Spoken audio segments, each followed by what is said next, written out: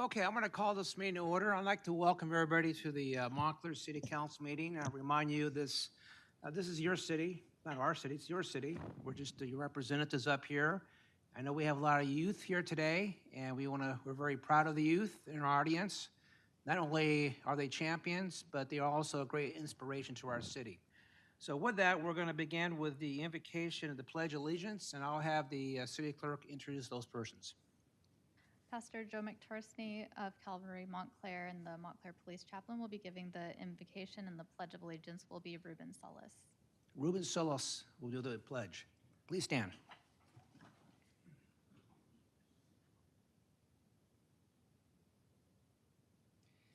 Please join me in prayer. Our Father, we come before you tonight and we have hearts of gratitude and reverence to you. We lift up to you the people of our city of Montclair. We ask you that you watch over them, extend your mercy, and keep each person safe and secure this evening. Thank you, Lord, for the dedicated members of our city council. We're grateful for their leadership and commitment to serving our community with integrity. Strengthen them, Lord. Grant them health, endurance, and a renewed passion to do good, even when the work is difficult. As they navigate the many decisions before them, we pray that each choice will be made with wisdom and discernment. May their actions honor you, and may they always seek your guidance in all that they do. We thank you, Father, for being a God who hears and responds to our prayers. We offer this prayer in the name of Jesus. Amen. Amen. And is Ruben here? Ruben, come on up to the podium and do the pledge, please. Okay. Anytime you want to start.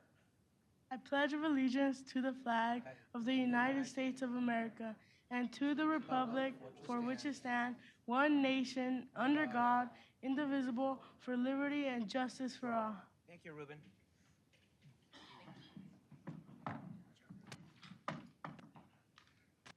Okay, let's have the pledge. Let's have roll call, please. Councilmember Mendez. Here. Councilmember Lopez. Here. Councilmember Rue. Present. Mayor Pro Tem Martinez. Here. And Mayor Dutray. I'm here. Thank you. So now we have presentations, and we're going to recognize the Montclair Little League Brewers for winning the 2025 California Little League Division 23 Championship Tournament. So I'm going to ask my council members to please join me at the bottom.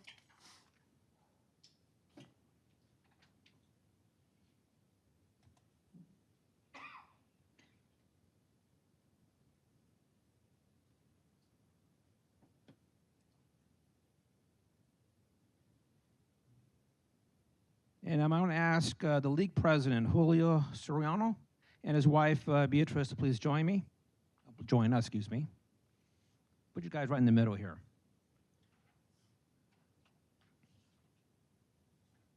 And I'm going to ask that the team manager, Johnny Hinoas, excuse me, to please join us.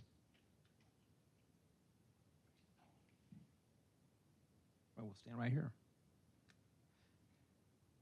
So I'll begin with certificate of recognition for Johnny. And obviously, as the manager of this team, you put a lot of hard work into this to make this possible. I know you have some great coaches. Obviously, you also have some great parents and all the volunteers to help you out during the tournaments. Want to recognize Beatrice because she is the one that went on social media on Montclair Connects and get the word out there that the team was not only going through a tournament, but won the championship. So, Johnny, I'm going to start with this, with your certificate of recognition. There you are. Congratulations.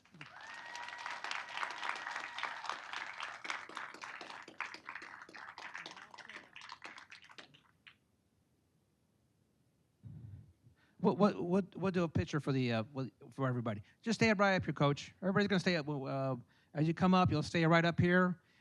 We also have certificates from Senator Susan Rubio, and also we'll have something from Assemblywoman Rodriguez at the very end. So what I'm going to do is, Julio, if you don't mind doing the names, because I'm really bad at names, and just give me the names, and then we'll go from there. Go ahead. So we have Elias Osorio.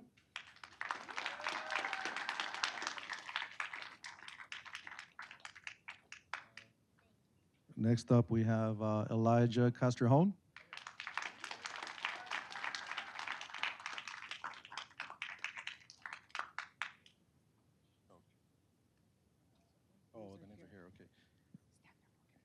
Andrew Zubia.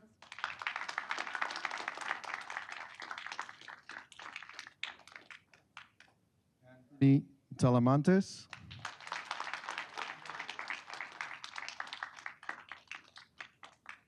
Hessen.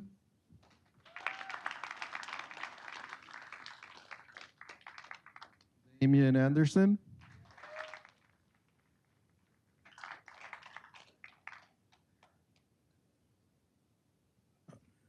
Let's see.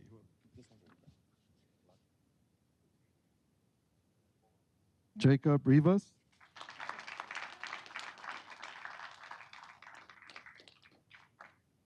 Jose Franco.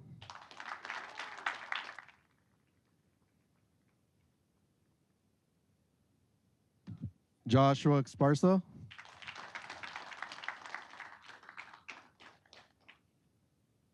Juan Lopez.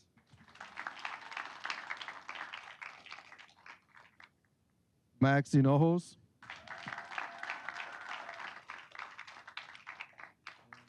Solis.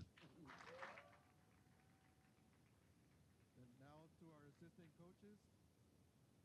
Dale Anderson.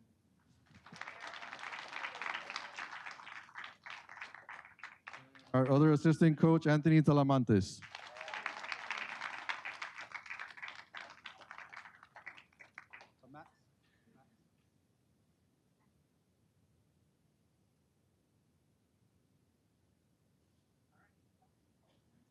Okay, so I'm going to ask if let's do this, guys. Let's have a little hole here in the mid right here. If you guys don't mind going a little to the right and to the left.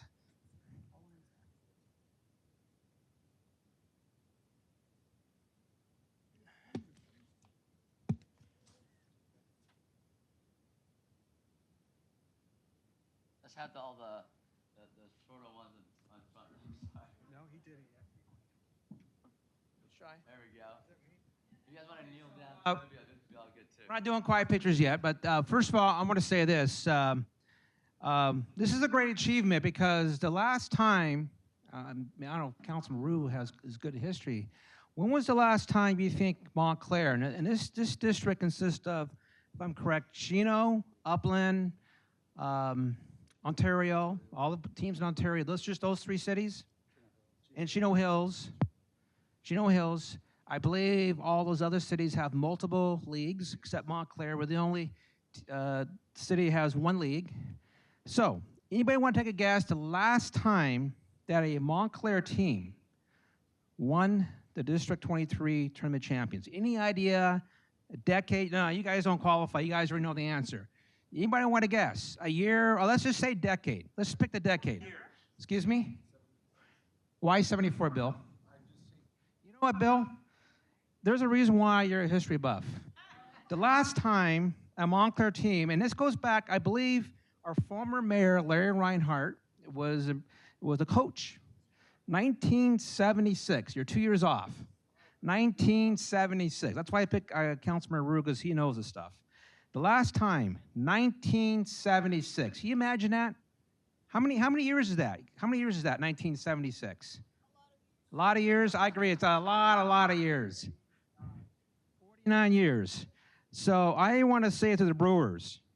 I really appreciate all the hard work you guys did representing the city of Montclair in this tournament. You guys made our city look good. Thank you. And let's just give a clap of hands for these guys here.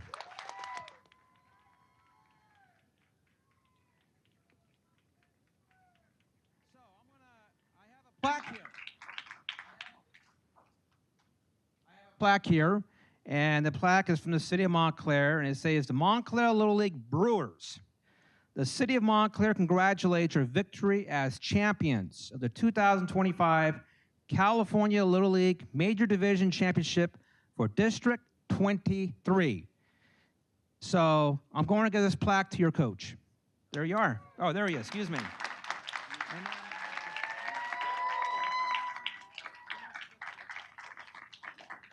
And I just wanted to say a couple of words too. My name's Roxana on behalf of Assembly Member Michelle Rodriguez. We also have some certificates for you, and I would be scared if I was playing against you.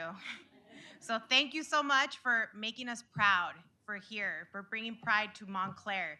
You guys are going to go really far, so don't forget where you came from and make sure that you thank your family, okay, for the support. And I'll go ahead and give you guys a certificate afterwards.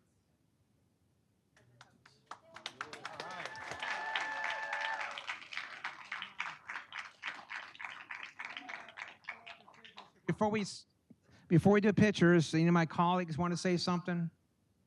Anybody? 49 years is a long time. There are many of you in this room who were not even around then. This is something we should be proud of for our city. And when I see so many people who, well, they look sideways at our young people and don't think that there's a lot of valor there. Well, they need to come to Montclair and see these young people, see what they've done, see their future, what they're invested in, see their families, their fathers, their mothers, their brothers, sisters, everybody in their family who devote their time so that these young people can not only have fun, but become real winners. Thank you all.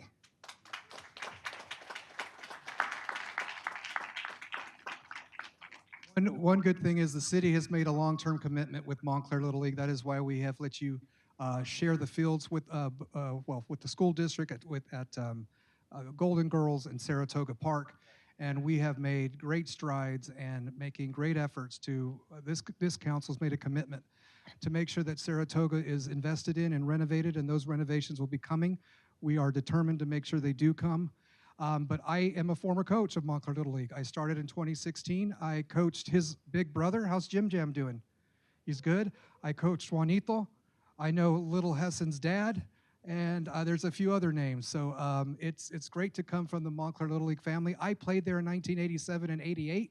I'm actually 49. I was not born. I was maybe just a baby when the team last won in 1976. That's the year I was born. That's how long it's been. So yeah, it's been many years, many years. But congratulations, boys. You put Montclair on the map. Do it again next year. And don't give up. Pursue it, because we need a good baseball team at Montclair High School. Okay, boys?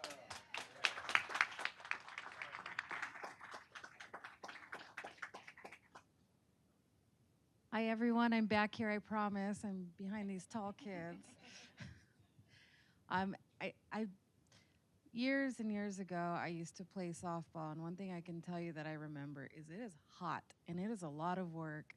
And I commend you all on taking the time out of your busy school schedules, I imagine, to come and play, to put in your hard effort, and your coaches and the team parents that devote all their time to making this happen. They deserve a huge handshake or hug or high five or whatever, a huddle, but definitely all of you deserve a round of applause for the effort and the time that you put in, and your hard work's paid off, and that's so wonderful to see.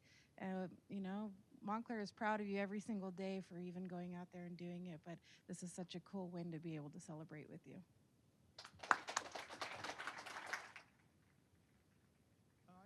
I just want to say that I played Little League Baseball also from Montclair, and that was in the early 70s. And I only played 1 year because I got hit by one of the first fast pitches, and I said, nope, I'm done. So you guys are awesome. You guys are brave. You guys are wonderful. So I'm just really proud of all of you guys for what you guys did. So keep it up, and thank your coaches and everybody else. Thank you, guys.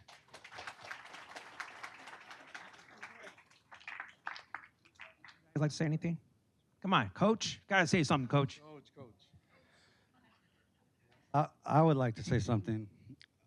Game 1, 6th inning, 2 outs, runner on first, Elias inside the park home run. Game 2, down by 3,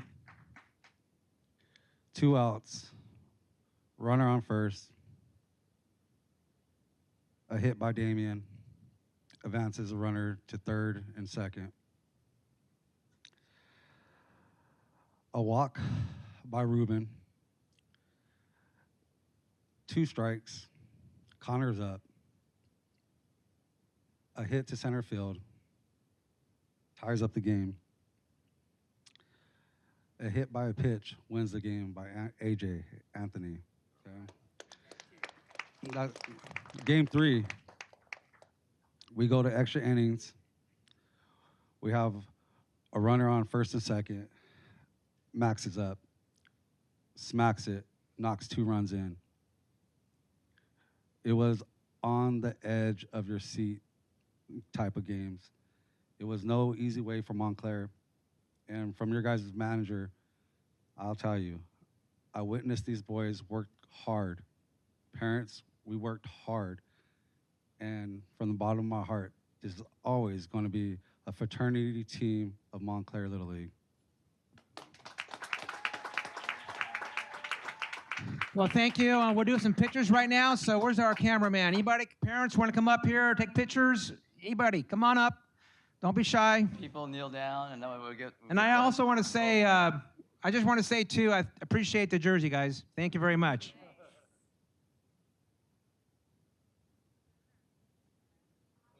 The banner.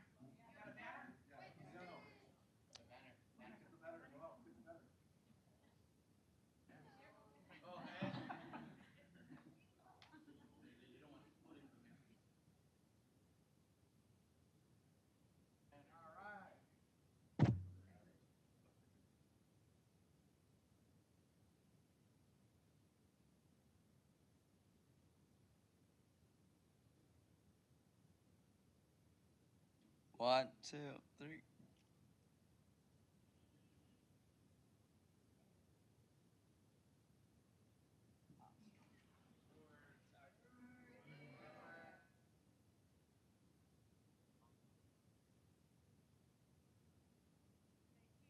Champs.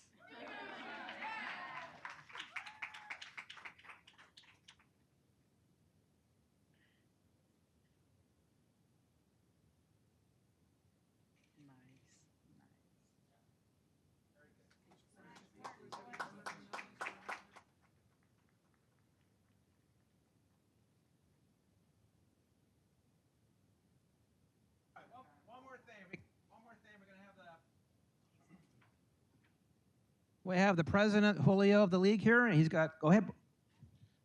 Yeah, I just want to say one thing. This is the reason why I volunteered from the beginning, because I wanted to see Montclair Little League succeed. It wasn't done overnight. These coaches have been working hard every single year, have been preparing the kids. And that's the reason why I joined as a board member and became president, because I knew that we were going to be successful. And the time has come. We had a great season, and I look forward to many more great seasons. And we put Montclair on the map, and it's going to stay on the map. So thank you all. Well, thank you very much, and congratulations, guys.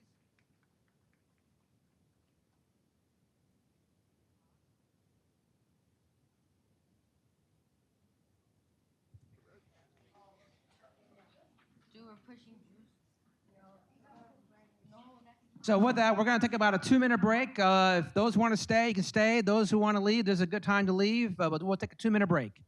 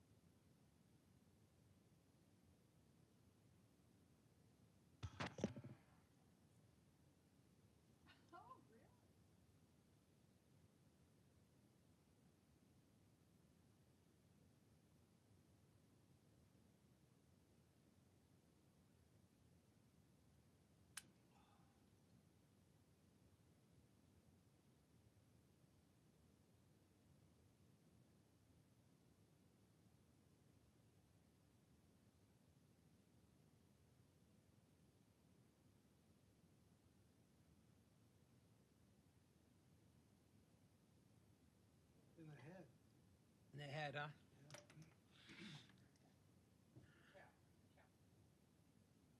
Okay, we'll continue on the meeting.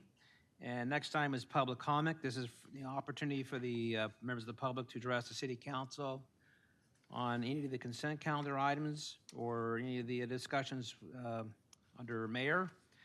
You have 5 minutes. You also can address anything else that's not on the agenda. You'll have 5 minutes as well for that. And I'll ask the city clerk if she has any speakers tonight. Okay, I have 5 speaker cards. The first one is from Joan Lindhorst. Joan? Joan Lindhorst. Joan.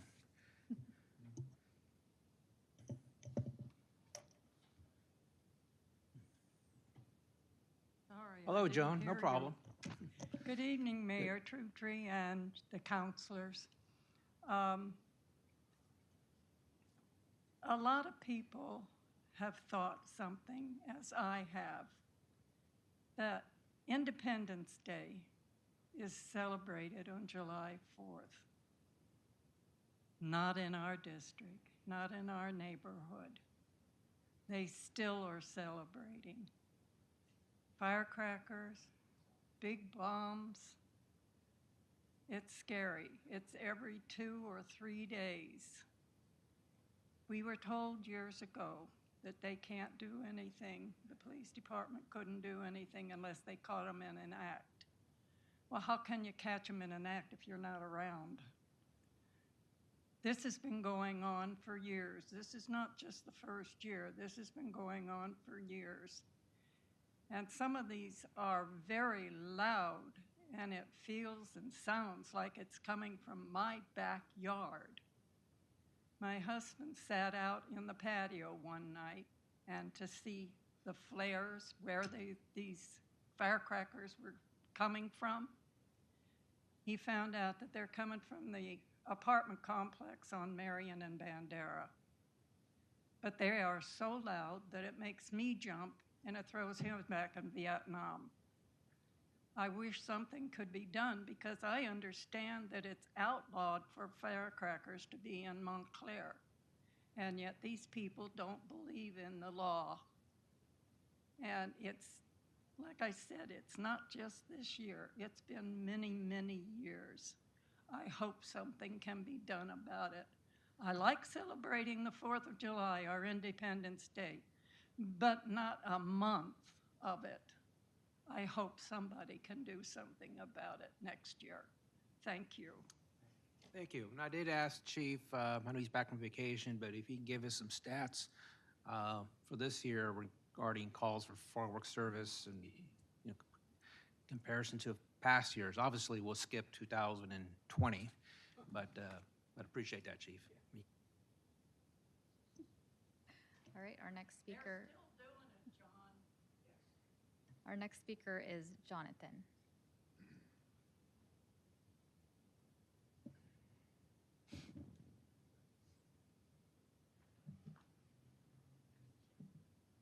Good evening, City Council. This is the 3rd time I've been in front of you guys for the same issue. The continued problems on the riverbed. We've had somebody just recently die, OD, on the riverbed, which I know you guys are pretty well aware of. On a daily basis, they're stealing from one of the properties off of the riverbed, and then they're also setting fires on a daily basis, if not a weekly basis. We keep getting an excuse that there's nothing they can do. I'm well aware of there's California penal codes that can be enforced to get the people off of the riverbed and arrested, and as well as the tracks or within the 20 feet of the tracks.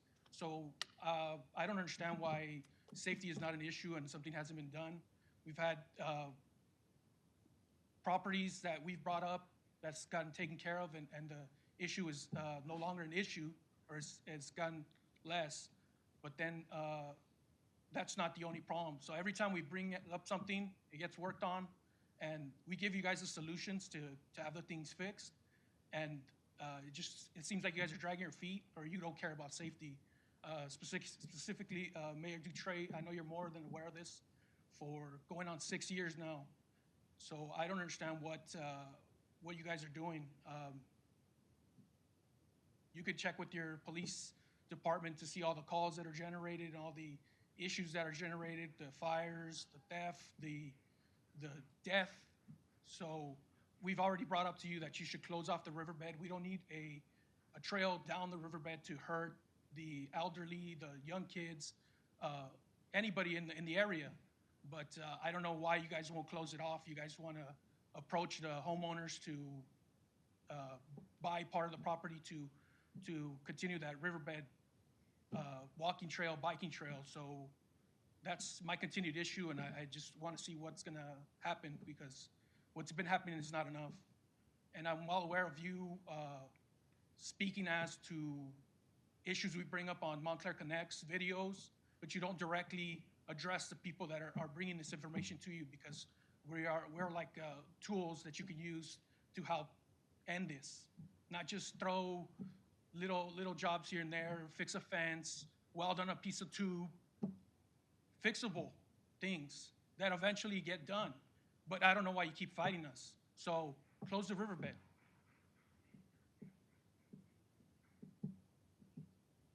That's going to be it. Thank you.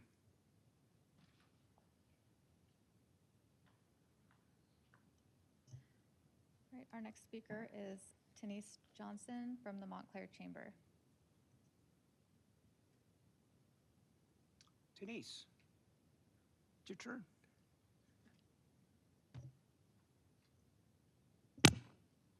Good evening, Mayor Dutray, Mayor Pro Tem Martinez, council, staff, city manager. It is my privilege to come before you today, and I'm just tickled beyond belief to announce a partnership between the Montclair Chamber of Commerce and the Small Business Development Center. And while we were working together, we created an event this past Thursday, and we hosted over 80 business people to teach marketing on a tight budget. And so it was very well attended. I believe Councilman Rue was there with us. And I hope that going forward, more of you can come to these events to support our local community. We have several upcoming events. August is going to be quite a busy month for the Montclair Chamber of Commerce. I'm excited to my core to invite all of you to attend the Montclair Police Recognition Luncheon, which is scheduled for this Thursday, August the 7th at noon at the Community Center, where we have the opportunity to recognize the people who keep our community safe. So I hope you will join us there for lunch on this coming Thursday. And also on August 14th is our monthly networking breakfast. And our speaker is Emeritus Oda from SheMath Educational Foundation. We'll be at O Park at 8 a.m. on August the 14th. Hope you can join us for breakfast. And also, you may all know that we also have every month, on the fourth Thursday of the month, we have a lunch mob where we go to support local restaurants. And so we all show up at a certain restaurant on that given day. So this month it's Business and Bites at Los Portales. I know lots of folks in here love Los Portales, but we'll be at Los Portales on August 28th at noon. We just show up and say, the chamber folks told me to come. So I hope that you all come and join us for lunch, because gosh, you got to eat lunch. You eat lunch every day. So join us over at Los Portales. So those are the events for this month. I have put flyers for all of those events there on the counter. So please feel free to take whatever you want. I hope to see you on Thursday so we can recognize our fantastic police department. Thank you all for your time. Well, thank you, and I apologize if I wasn't able to attend your event last Thursday. I had my granddaughter with me, so I apologize. Yeah, I saw the new mayor on Yes. on Facebook. Thank you. It looked like you guys had a great I believe time. Councilmember Mendez and Mayor Pro Tem Martinez also attended. That is right. My apologies, because you two were both there. My apologies that I skipped you. Thank you for all three of you for being there. Okay.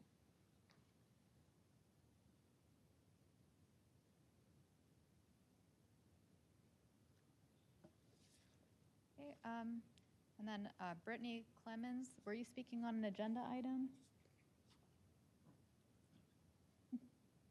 What was the name, Madam City Clerk? Brittany Clemens, are you speaking on an agenda item? I think so, yes. It's I'm on the from agenda. Kendry Apartments. Yes. Okay. Okay. Hello, that's how on you the- doing? First time, so please bear with me everyone.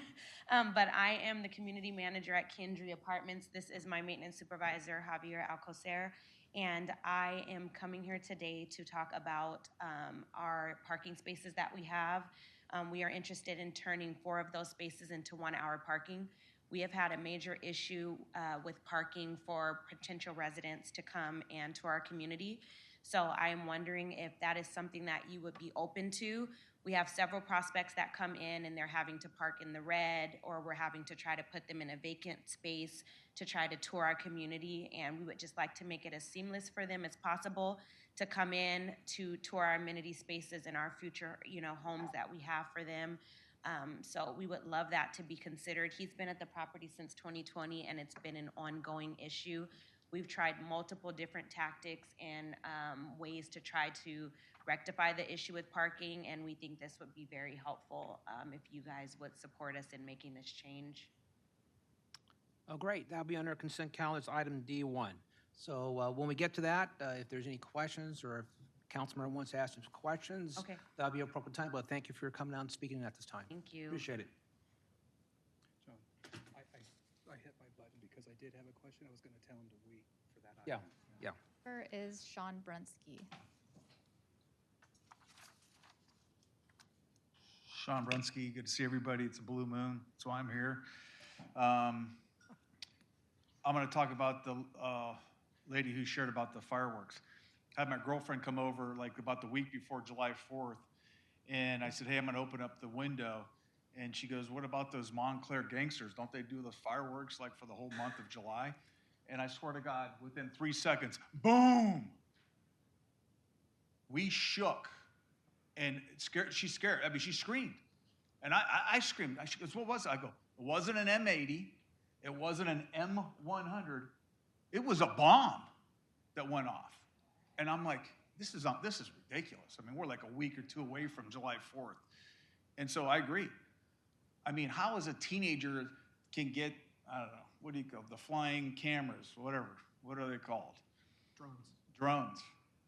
Come on. Get a couple teenagers from Montclair High School, give them a couple bucks and drone and watch the fireworks. Okay, there they are. Get the cops over there and let's start putting people in jail. Okay?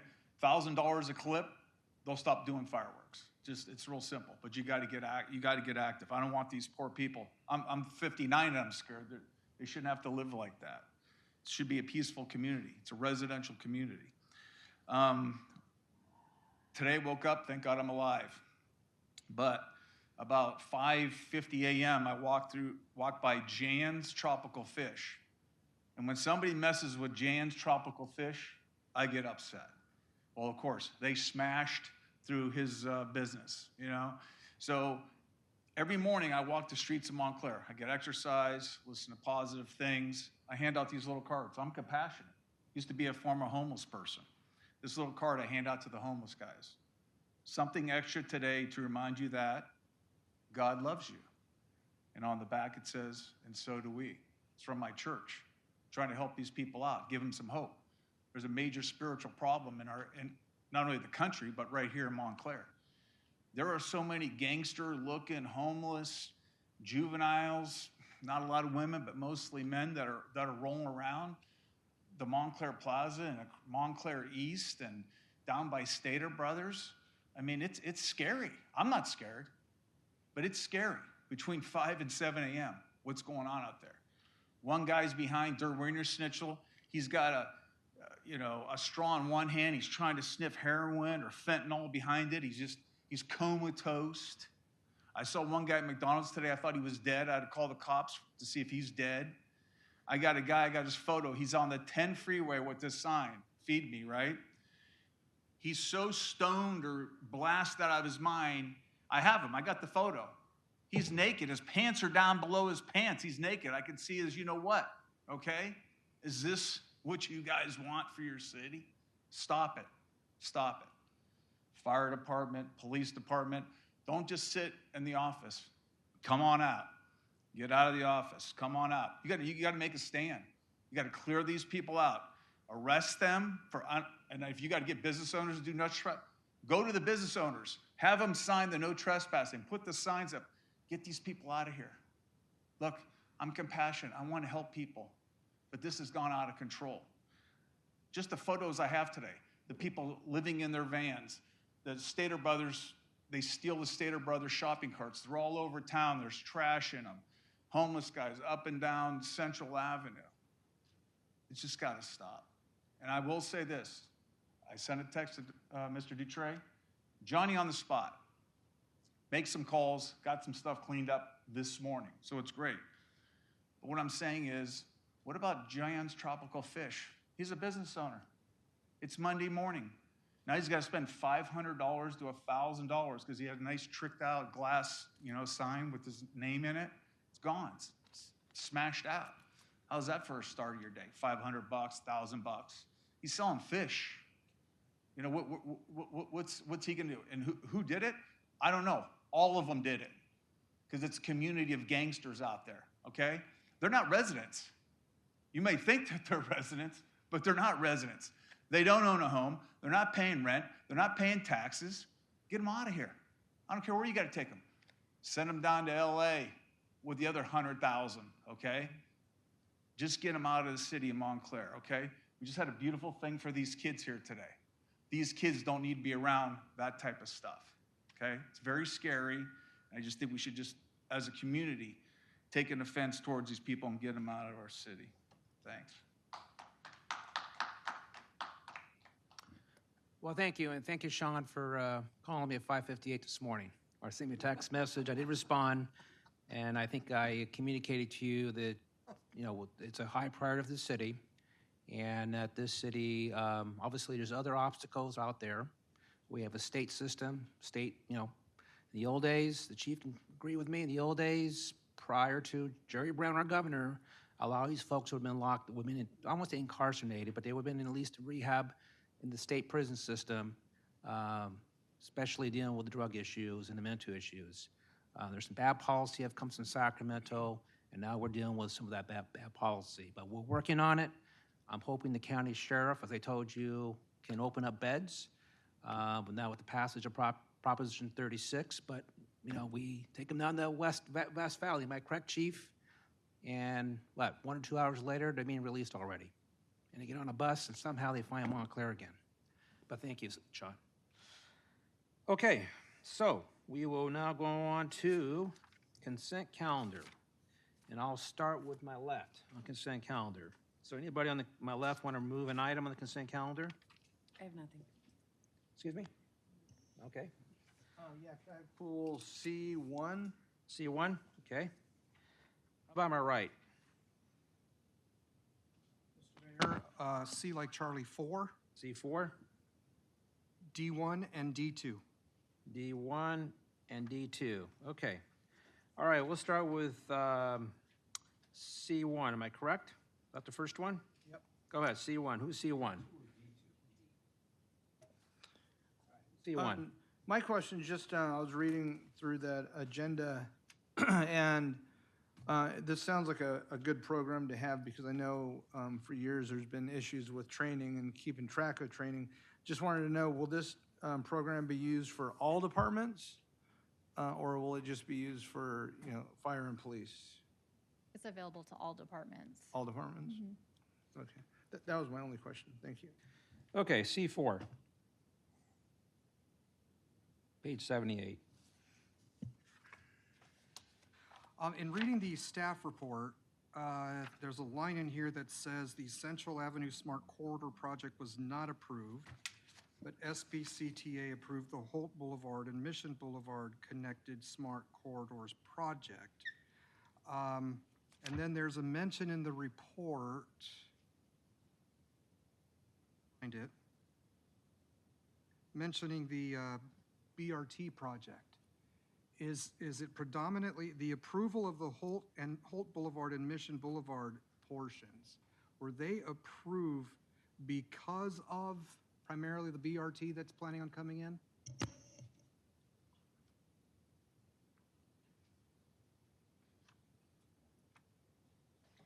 Good evening, Mayor Dutray, Mayor Pro Tem Martinez, council members, staff, and the public.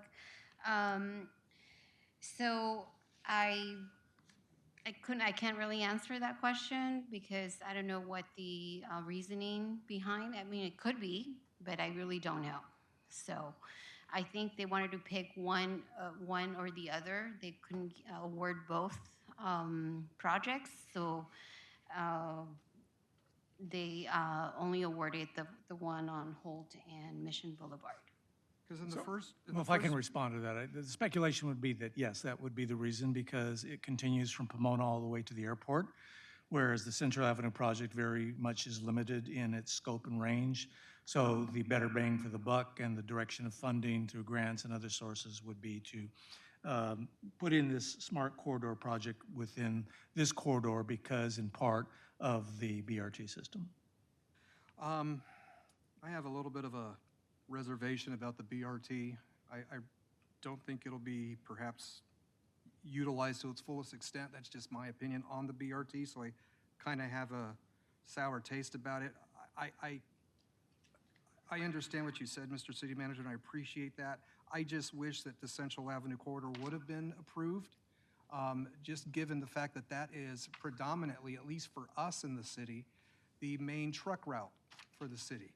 And as it mentions in the staff report, there are 28 traffic signals that could have been in sync and come to some conformity and unity in their use to help keep traffic flowing steadily and properly. And then for the public's benefit, had the Central Avenue Smart Corridor project been approved, or at least been granted some priority and potential funding, it would have addressed the portion of Central from the I-10 to the 60, and in our city from Rickton, actually from Rickton in the north all the way south to Riverside Drive in Chino. And if you drive Central Avenue a lot, that is a very good stretch where that is highly impacted and used, and could have benefited.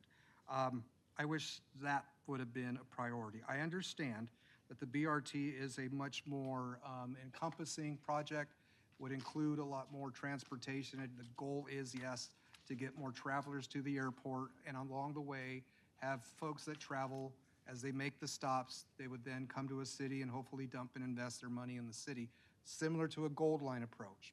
But anyhow, I just wanted the explanation. I appreciate your doing so. Thank you, Monica. Sure, we And will thank you, try Ed. again next year to get that other one approved if there's funding available. Thank you. Right, and in fairness, I do need to say that there's already emphasis on north-south corridors for smart systems.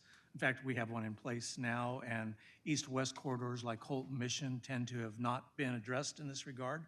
So I think this is an effort, particularly with the BRT coming in. The county, or rather the SBCTA, sees it as an opportunity to address what has not been really done in these areas, in these east-west corridors. Thank you again. Regarding that item there, as I serve on the SBCTA board, I'm going to check with the SBCTA staff and get a better understanding of what took place. So, and Thank you for then that. I'll share that information to staff, and they can share that with City Council. I'd appreciate it. Okay, the next item I believe is D1. Yeah, it's the Kendry issue, and I'm glad they stayed in the room. I was reading the staff report, so I pulled a map from Google Maps, and I don't know if there's a typo or whatnot. I'm going to read you a line. This is in the background section for council's benefit, page 91, the background section. This is the paragraph that starts with Kendry Apartment Homes. The last full line reads, additionally, it would restrict parking on Magnolia Avenue and Cypress Street between Monte Vista Avenue and Arrow Highway. So between Monte Vista and Arrow. So, well, normally if streets are between, they would run the same direction. So you have a perpendicular two streets, and Cypress runs east to west, Magnolia runs north to south within the complex. So it says something about there being a private alley from Monte Vista to a private alley. The private alley doesn't show on Google Maps, unfortunately. Those streets are already narrow and compacted and congested as it is. To permanently designate these little streets within the community as permanent 1 hour time limits between 9 to 6, what what's the goal or the need for that? Please, yeah, come forward. Both of you can, as a matter of fact. And again, I appreciate you coming forward because many times businesses that come before or have an item before us don't come. Yes. And we have to rely on staff. So I appreciate, this is just me personally, I appreciate business owners or the interested parties directly. So thank you for showing up. Yes, no problem. So to provide clarification, right in front of my leasing office, it's closer to, what is that? Monte Vista and Cypress. There are spaces right alongside my leasing office that are right now being used by residents. And so because the street is owned by the city, we're not able to regulate that. So we have future resident parking signs out, but it's not being respected, or even they're not abiding by it because they know that we can't do anything about it. So our thought process was, if we have 1 hour parking, it will allow prospective renters to come into our community, park conveniently outside of the leasing office, allow them to tour the community, and then leave. Now, after those hours, we don't mind, residents being able to utilize those spaces, but during the office hours, we would appreciate if we could have some type of regulation to allow prospective renters to come in and tour the community. And not only that, we also have vendors that come into the community and have to work on the property, and we're having to try to find spaces for them that aren't necessarily convenient or close to the apartment homes.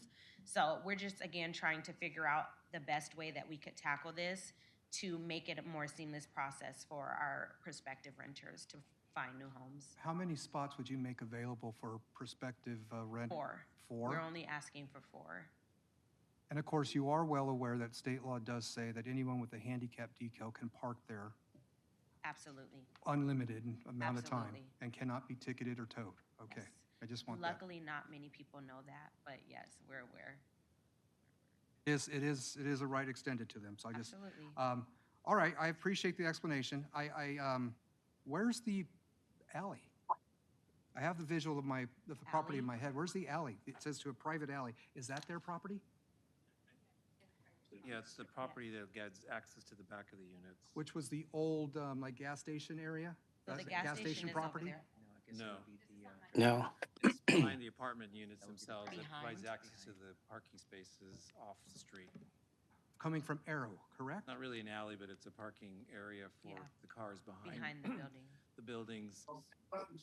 It has an exit on Cypress and it has an exit on Monte Vista. Okay. Again, I'm looking at this map. I'm gonna have to do another drive down there. Come Are visit. you there? I will. I'll take you up on that. Okay. You got any coffee? I do. Okay, We have good. a really good coffee machine. All right. That's right. I'll bring some Mexican sweetbread if you provide coffee. Oh, yeah, we have sparkling no. water, and yeah, we'll have a Okay. time. Again, thank you. I appreciate Yes, it. You thank you for your clarified the time. confusion for me. Okay, Thank you. appreciate it. Thank you. All right, and the final item, I believe, is D2. Yes, this was a question that I had regarding, it mentioned the loan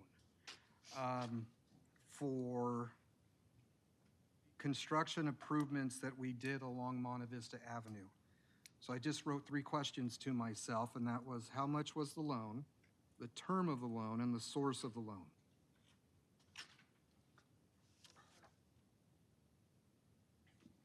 The source is Measure I. The city simply borrowed ahead on its Measure I funds to pay for the Monte Vista Avenue grade separation improvements at the I-10 freeway.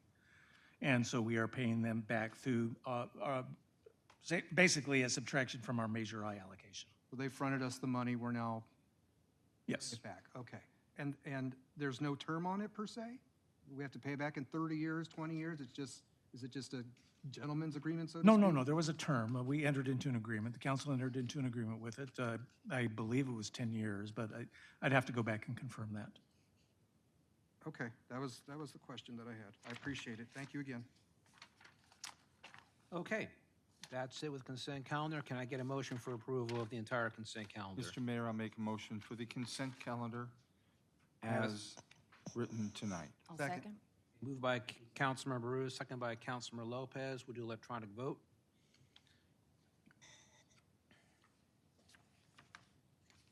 Okay, consent calendar, including item D1, is approved. Thank you.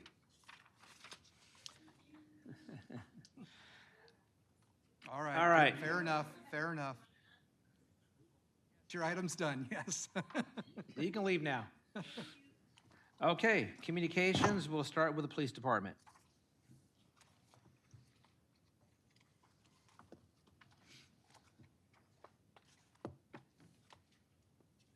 Good afternoon, City Council, members of staff. My announcement tonight is, again, hoping to see several members of the community, including our children, attend our National Night Out event, an annual event, which is tomorrow, Tuesday, August 5th at 6:30 to 10 p.m. right here at Alma Hoffman Park. The movie selected that starts at 7:45 p.m. is Sonic 3.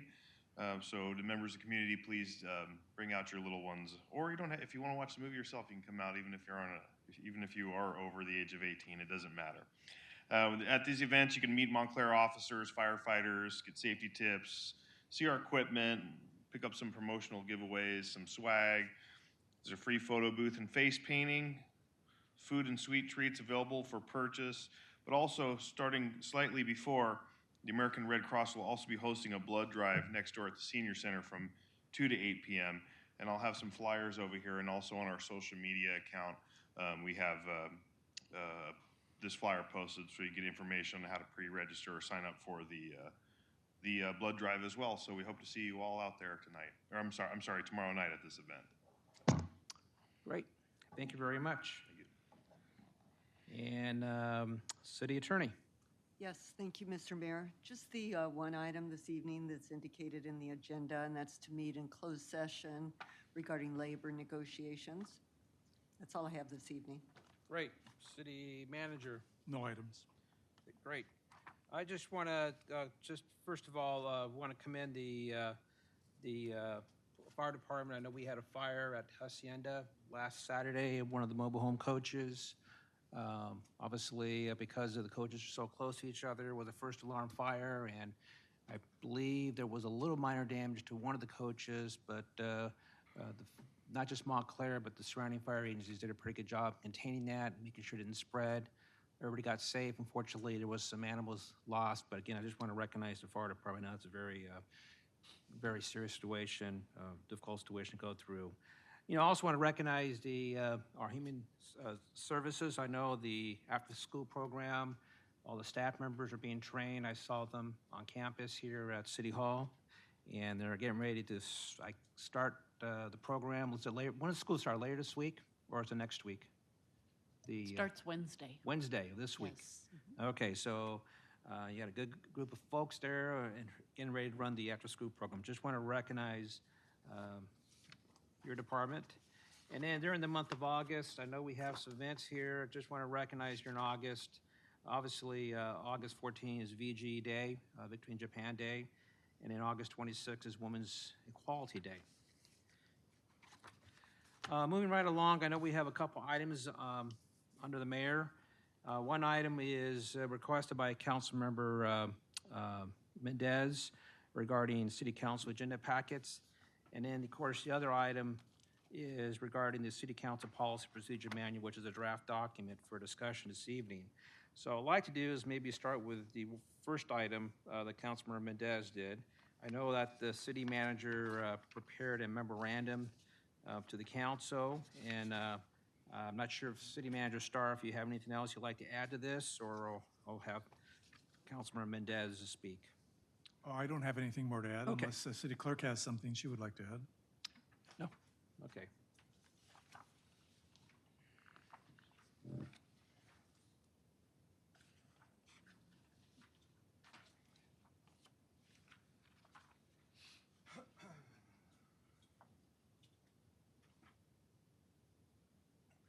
All right, first, I do appreciate Ed going through and giving us this memo of 4 pages. I know the first draft was only 3 pages, and then we made it 4. I just wish it had some pros and cons. I mean, some pros, not just cons, if we went to that, because I feel like there are other options that we could talk about. What I handed you was just a little timeline summary of what we are currently, based on your notes, Ed. Monday is technically the council meeting, let's just say today. So basically, the city council has 8 hours to request answers to questions prior to the actual meeting because we receive the agenda on Thursday evening, usually about 5 or 6 p.m. So I know that in the red it says, as a reminder, we currently have a very special city manager that works 7 days a week and knows the city and all the departments better than anyone. Mr. Starr will not be here forever, and we need to have a plan for one day when he retires.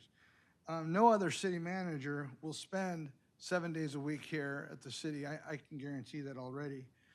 So currently, that's basically what our calendar looks like now. So after the council meeting, Tuesday, Wednesday, Thursday, Friday, Saturday, Sunday, Monday, there's really nothing going on as far as the council agenda. I know that other departments are submitting agenda items because I used to do that, so I understand the program, and we give them to the deputy city clerk or the city clerk, and then we get agenda numbers for those, creating our own agenda items. So there's really 5 days for them to do that.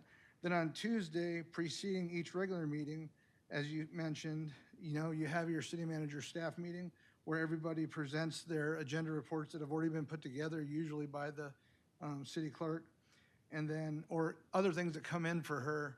And then they have one, after that morning meeting, then they have the afternoon to the rest of the day, and then Wednesday all day, and then Thursday all day, and then give us the actual completed agenda packet on that Thursday. And then we have Friday, Saturday, Sunday to go over it and read all these. And not all the time am I able to read everything, and I want to be able to read everything that I can, just because I feel as a council member it's my due diligence to do that for the public, for everybody here.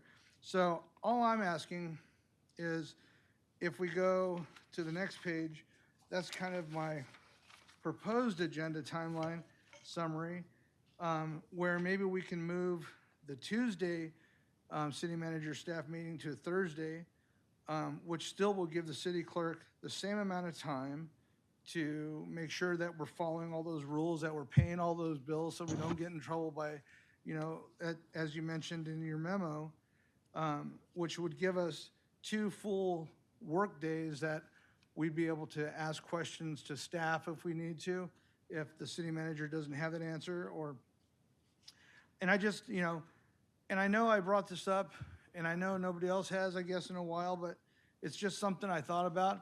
I went ahead and did a bunch of research also and talked to many different cities around here. And yes, there are a few of them that do just like we do.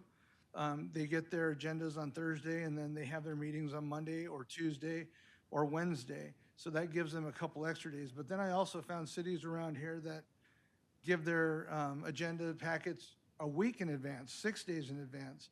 I'm just asking to give us another day or two.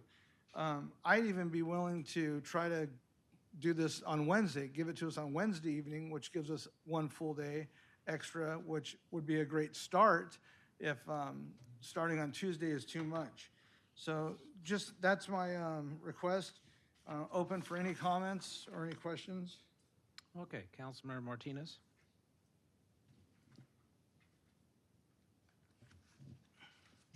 So I just want to say that I completely understand where Councilmember Mendez is coming from. We work, and by the time we get the agenda packets, it's weekend, and we have the weekend to look it over. And I've thankfully not had the problem of getting answers to any of my questions or concerns on Monday because of the availability of the city manager, and he is very easy to reach by email. That said, I am concerned about doing anything that would jeopardize the quality of the agendas that we receive and or mess up the meeting schedules that are already in place for staff, because we are a small city. We have limited amount of staff. I'm not sure what other cities give 6-day notice. Maybe those are larger cities with the more robust staff. Perhaps it's because they have their council meetings later on in the week, and that could contribute, I imagine. I won't even get into discussing changing the council meeting times. I know it's very hard to even get us available for these council meetings. But my question is, I guess, is the mayor is here all the time. I don't know how often he's here, but I would guess he's here 24/7 as well, because every time I step in, the mayor is around. Now you're 24/7. And and This one, yes. This one is my 24/7 here. get the impression that the mayor is never surprised by anything that's on the agenda because he and the city manager meet pretty frequently. So is there a way, rather than jumbling up what's going on already in the meeting schedules and the agenda schedules, is there a way that if there is going to be a more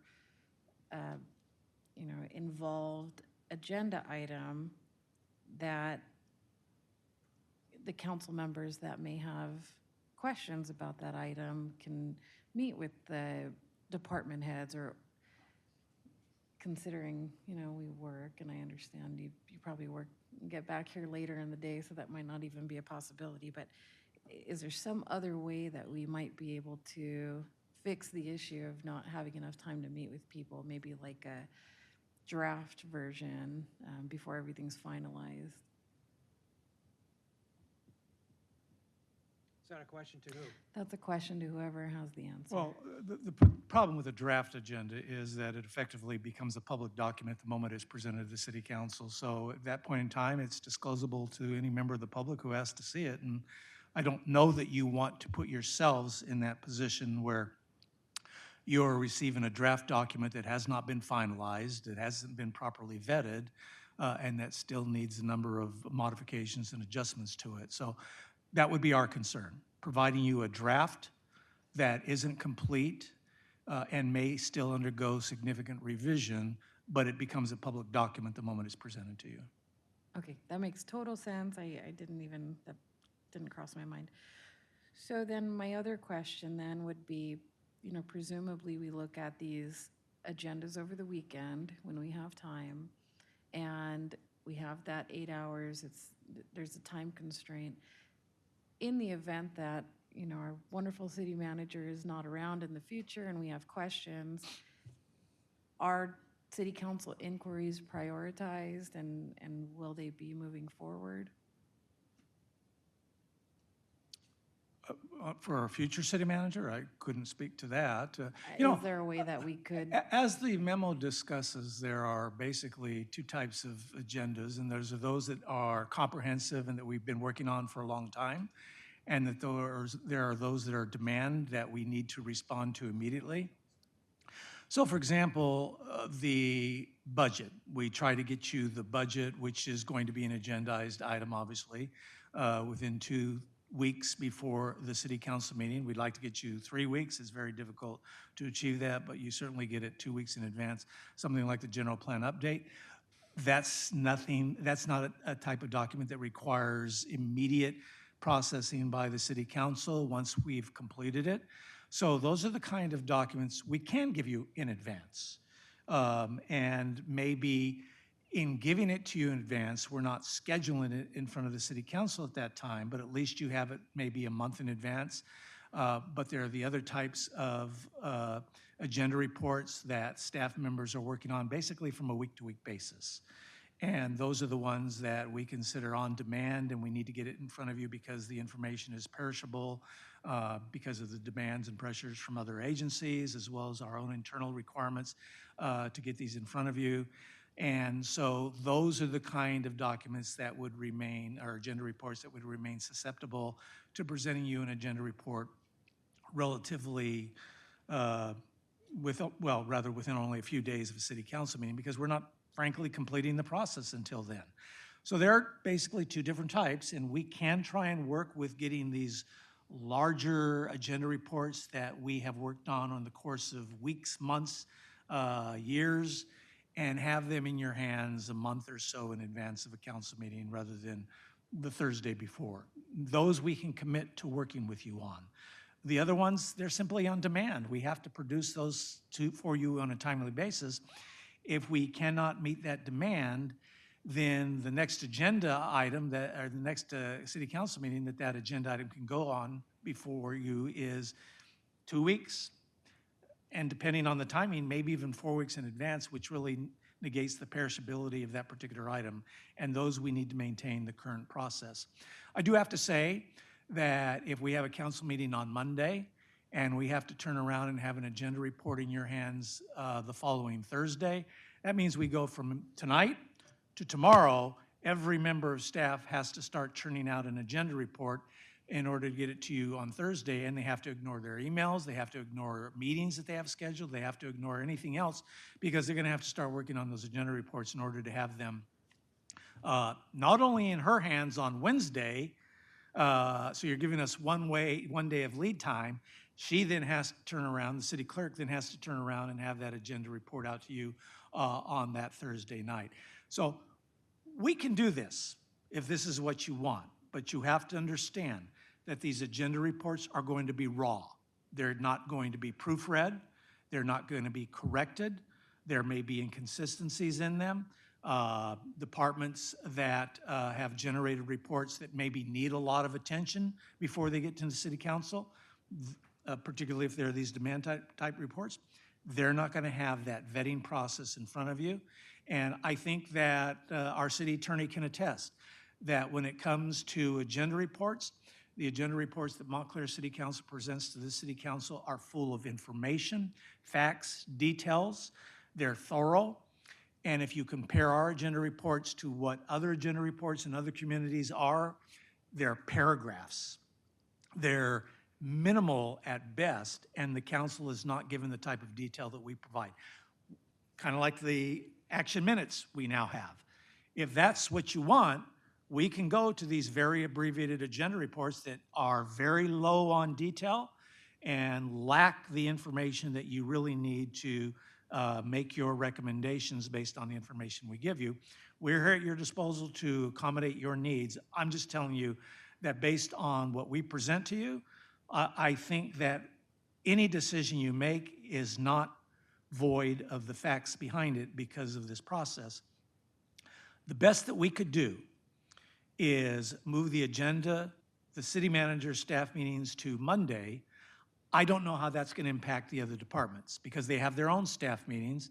They have their own meetings that they organize within that Monday before the Thursday meeting so that they know what to present to the city manager on that Tuesday. They're going to have to modify their meetings. And then we can have the agenda to you Wednesday at the best if we change it to Monday, if we're still to proofread them, if we're still to try and correct them so that they come to you as quality reports. If you want them on Tuesday night, then we will have our staff meetings on Monday, and it will come to you in raw detail without any correction, without any proofreading. But we can do it. If it's more important to you that you have the agenda report that day in advance or 2 days in advance of what you're getting them now, we can do it. That's why I didn't put it in as a pro, because to me that's not a pro. My modus operandi the entire time I've been here is to not only give you information, but to overwhelm you with information. I don't think any member of the city council can say that you are not provided an abundance of information, and I don't think city councils in other cities can say that. And I think we pride ourselves in the fact that we give you agenda reports that are thorough, backed with information, and we can change it, but that has to come to a head with giving you an agenda on an abbreviated time schedule. I do appreciate that, your comments, but I disagree with a couple of your items that you mentioned. I got some other speakers to my right, plus I want to say something, and we can come back to you. But, you know, I do agree that our staff reports are very thorough, very well written. In my previous life, when I worked for the city Rialto, I did a lot of staff reports. I had a director that put a lot of credence into it. His philosophy was that when you write a staff report, it's a history of the subject, and it's an action of what the council has done. It allows not only the council body to understand that, but also allows anybody, the community, staff members, to go back and look at what council action took place because you have a staff report explains all that. The challenge that we have is we meet on Mondays. A lot of the cities meet on a Tuesday, Wednesday, Thursday, so they'll have those 1 or 2 days before the council meeting to be able to meet with staff. We don't have that because, the 3 days before Monday is the city hall is closed. That's a big challenge we have. So one of the things I've asked is this council to try to communicate with the city manager, to contact the city manager, email the city manager, meet with the city manager. I know he's available on Mondays. I realize that some of you work. I think most of you work on this dais, have a full-time job where you're at a different location outside of Montclair. I don't know if there's a set time with the city manager on a Monday, set regular hours where the city manager is available by phone, at least, to talk to you on the phone on a Monday, if that's workable as well. But if this council believes that they need that extra day, Wednesday is probably the best we can do, in my opinion, Wednesday, and Joan out Wednesday. But then you have to read the agenda Wednesday night, and then Thursday is the only time, Thursday is the only first full day before the council meeting you have before we meet Monday.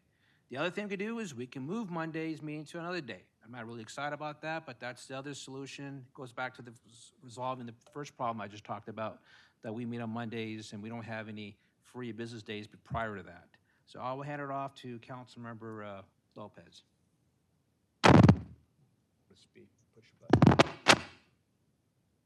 These are sensitive. Sitting here listening to both comments on my right and my left, and I had a lot more to say. I will say that the disadvantage is that we're closed on Friday. Now, I know, this was long before I was on council, that we changed the schedule for our employees to a 4-day work week, 10 hours, so they get their 40 in and they get Friday off. And I know we really can't change that because existing MOUs and agreements made with the bargaining units stipulate that. That's for another day. But that's the disadvantage, is that we're closed on Friday. And a lot of city halls in the West End are not. And they have that advantage of being open on Friday. And that hurts us. I agree with the mayor's comments just now of making this available on Wednesday. Let me back up. I am in favor of making them available on Tuesday.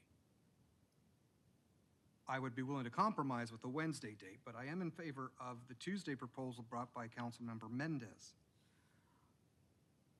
I'm going to read just one line from the item that we're going to discuss next. I'm not going to get into the details of it because we haven't gotten it to it yet, but this particular line applies to this discussion.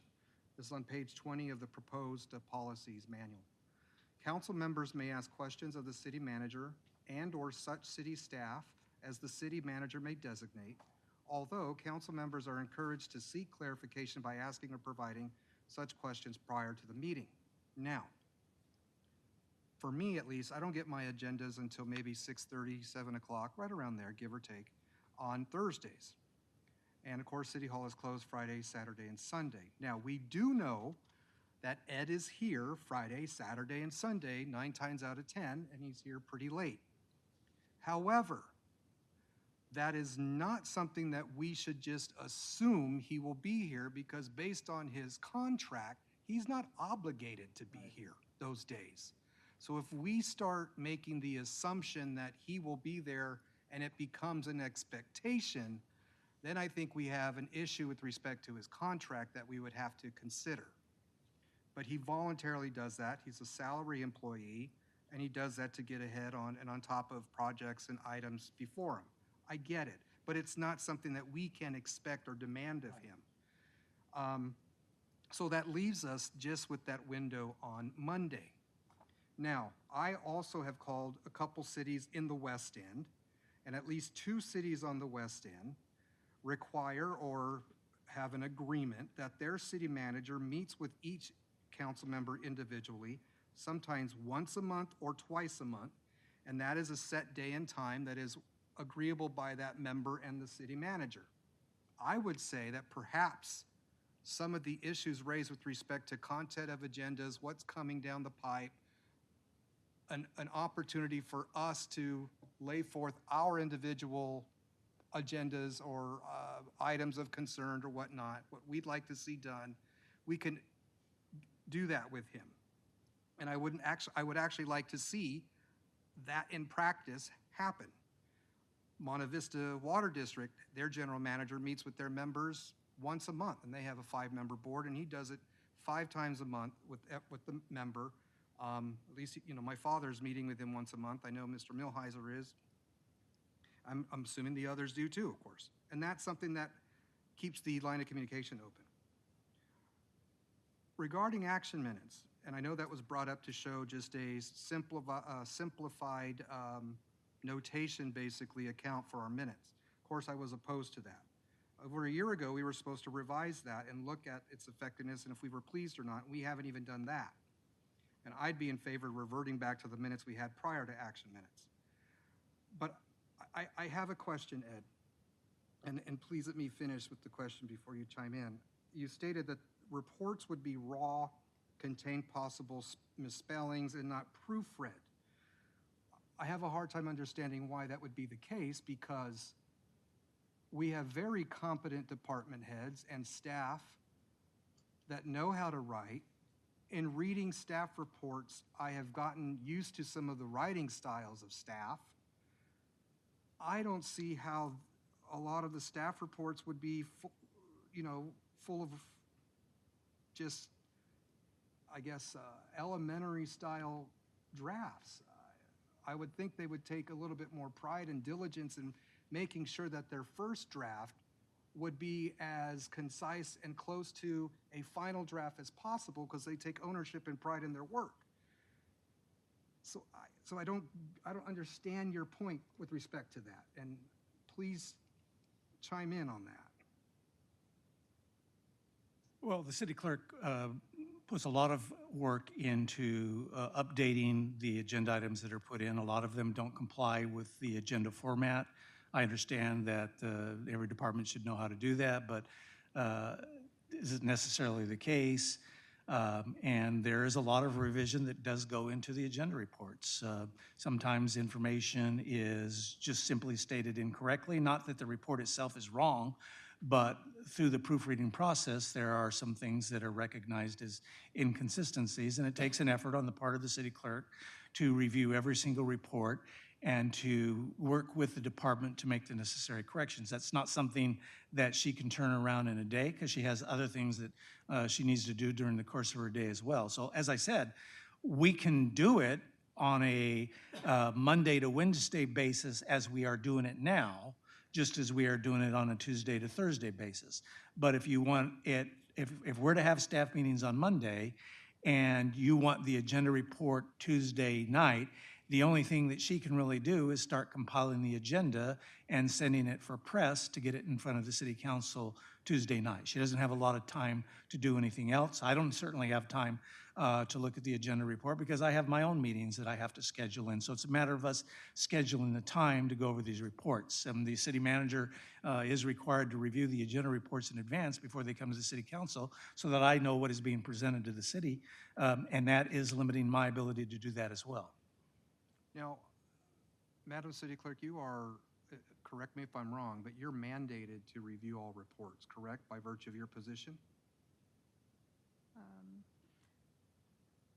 I would say the mandate is to the city manager, not to the city Right, clerk. I compile the Okay, agenda. no, that's fair, and I appreciate I that. do take on a lot of the editing and reviewing I of appreciate that. items. Okay. I'm forgetting my second thought because I didn't want to interrupt you. Dadgum.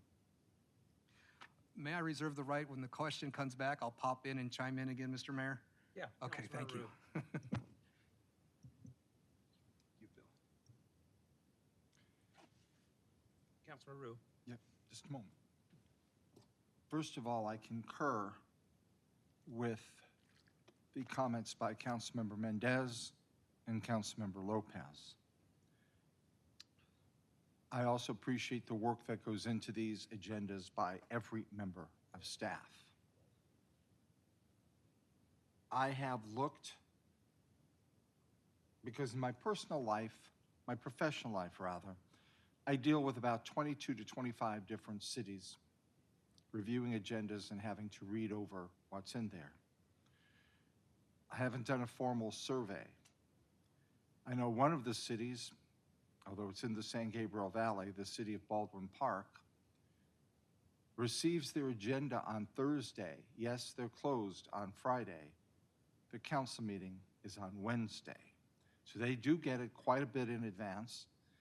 They don't have a Monday meeting, but they manage somehow between Thursday and Wednesday to be able to get the agenda out.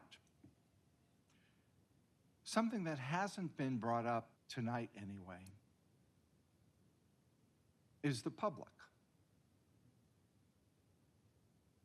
Many times the public might want more notice on what's going on. They can read it online, but maybe they have a question. We do have a public here in Montclair where the vast majority of them do not work inside the city. We know this. They work outside the city. For many of them, driving in from wherever they are back home can take a while. I know tonight, for me, driving 12 and a half miles from my work site in Glendora took me 45 minutes, and that's surface streets. If I had used the freeway, there was a problem on the freeway around Indian Hill, I probably would still be sitting on the freeway. Our residents need that time. I think our 7 o'clock meeting times, and this is not part of this tonight, but I want to give my point of view. Our 7 o'clock meeting time is perfect. For residents who may not make it home until 6:15, it gives them time to do what they need to do and be here at 7 o'clock. Not every resident is a retiree. Not every resident has the free time sitting on their hands. It's valuable for them when they have to be here. And if we were to move the meetings earlier than 7, it would disrupt many of their ability to get here. But the issue at hand is, should we have more time? I would say yes. I do read my agendas. Sometimes I will read it online before I pick it up here because I happen to have the time to do that. And if I have questions, generally I can find a way to have them answered. But I'm not the general public. I'm a council member. Members of the public have a very different concern. And we should be able to have them get an agenda earlier so that they can turn around and discuss some issues, see what's going on. I like the schedule put forward by Councilmember Mendez. I realize that this is not something we could adopt tonight. We would have to be flexible and look at everybody's schedules. I do appreciate, as I said, the work staff puts into this. This is in no way a way to denigrate staff. They do a good job. I do think that the more ability we have to put information out for the public, for them to read it, it's good. In my professional life, as I said, I have to read a lot of agendas for work. It is very difficult when an agenda comes out, and I may have a question. The agenda comes out late on a Thursday, City Hall is closed on Friday, and on Monday I have to try to figure out the questions I'm going to ask for that city. Some have other schedules, but from a perspective of somebody who at that point becomes the public, I think it's very important that we give as much notice as possible, and thank you. Okay, we'll go back to Mayor Pro Tem Martinez. Thank you. So first, I just want to say I write for a living all day long. And if I wrote everything perfect the first time around, I'd probably get done in half the time, I guess, and my supervisor wouldn't have a job. So I respectfully disagree that the first draft should be perfect. But, and furthermore, if there has been a typo in the agenda in the past, Councilmember Lopez has been the one to point it out, and it's addressed. I can imagine and I could foresee how much of a distraction it would be if we had an agenda that was not thorough and complete at our council meetings. But what I think this all boils down to is the 5 of us are up here tasked with the responsibility of looking out for the best interest of our residents, the staff that works for the city, and we would essentially be putting additional pressure on our staff members to get things done in a not just a timely fashion, but a constrained timely fashion for our convenience. And based on what's really nothing more than a future concern that we may not get responses on Monday prior to the meetings. That's not happening yet. If that does happen in the future, there would be natural consequences, and the natural consequences would be that we would be sitting up here with a million unanswered questions to the agenda items, and we may have to continue those agenda items to another meeting. Naturally, that's not what staff would want to have happen, and some future city manager would not want that to happen either. So I think that this discussion might be premature. I'm not saying that I wouldn't like the extra time. Of course I would, but I really think we need to take into consideration staff time, and there are a lot of moving parts to working an agenda together. Our residents have the entire weekend to look over the agenda. We have a very open and responsive city council and mayor that responds when people are curious about what's going on. We have residents in the city that post the agenda regularly as well to let the residents know that there is something important coming up on the agenda. And my major concern with this request would just boil down to our staff and the pressure that would put on them and the changes that we would have to deal with. Because again, we are a very small city with a very limited amount of staff, and we are well managed and fiscally sound because we have a small city and we work with the staff and their availability as it is right now. Thank you. Okay, Councilmember Mendez. Just going back, a couple of things that I disagreed with Ed's comments were, the one is at the staff meeting when agenda reports are presented, that isn't like when they first start doing it. Most of these agendas are on the consent calendar. I know that a lot of these things are a continuous thing. It's just it goes every 2 weeks. You know, some of the warrant registers, some of them, staff works on them months in advance before they even make it to the actual agenda. And there's very few times that these things are just put on right when they have the staff meeting. So I know that most of these things take time, and I understand that. I'm not here trying to make staff work harder than they should. Believe me, that's the last thing. I care about every employee here with my heart, and honestly, I do. But I'm thinking about me as a council member trying to get more time to make sure I'm reading everything and reviewing it and, you know, come up with other options to give me more time to talk to staff or city manager. That's all I'm looking for, is just more time for that. I know I'm not trying to put more work on anybody here, you know, but I know that these agenda items do come, you know, throughout the time, and they're not like right then when we have a staff meeting, all that. There's a lot more time given to these people to do, you know, right. And I know, like, example, the PD, he has 3 lieutenants and a captain, and those guys are writing their own agendas, and then they go to a secretary and they review them over there before they even get to the agenda files, you know, in the shared drives. I understand how all those things work. So I know there's time. Again, I'm not trying to put any more pressure on anybody but I just know that there is time. And that's all I have to say. Okay, Councilman Rue. Yes, sorry about that. I do concur with Councilman Mendez on this and getting more time. I think that over a short period of time, there may be pressure on staff, but I think it would work itself out eventually as you move through this. If other cities can do it, so can we. But my biggest concern is still the public. It's great to say they can get an agenda on a Thursday, oh, and they'll post it. Well, that's fine. But what if they have a question? They can't get anybody at City Hall on a Friday, a Saturday, or a Sunday.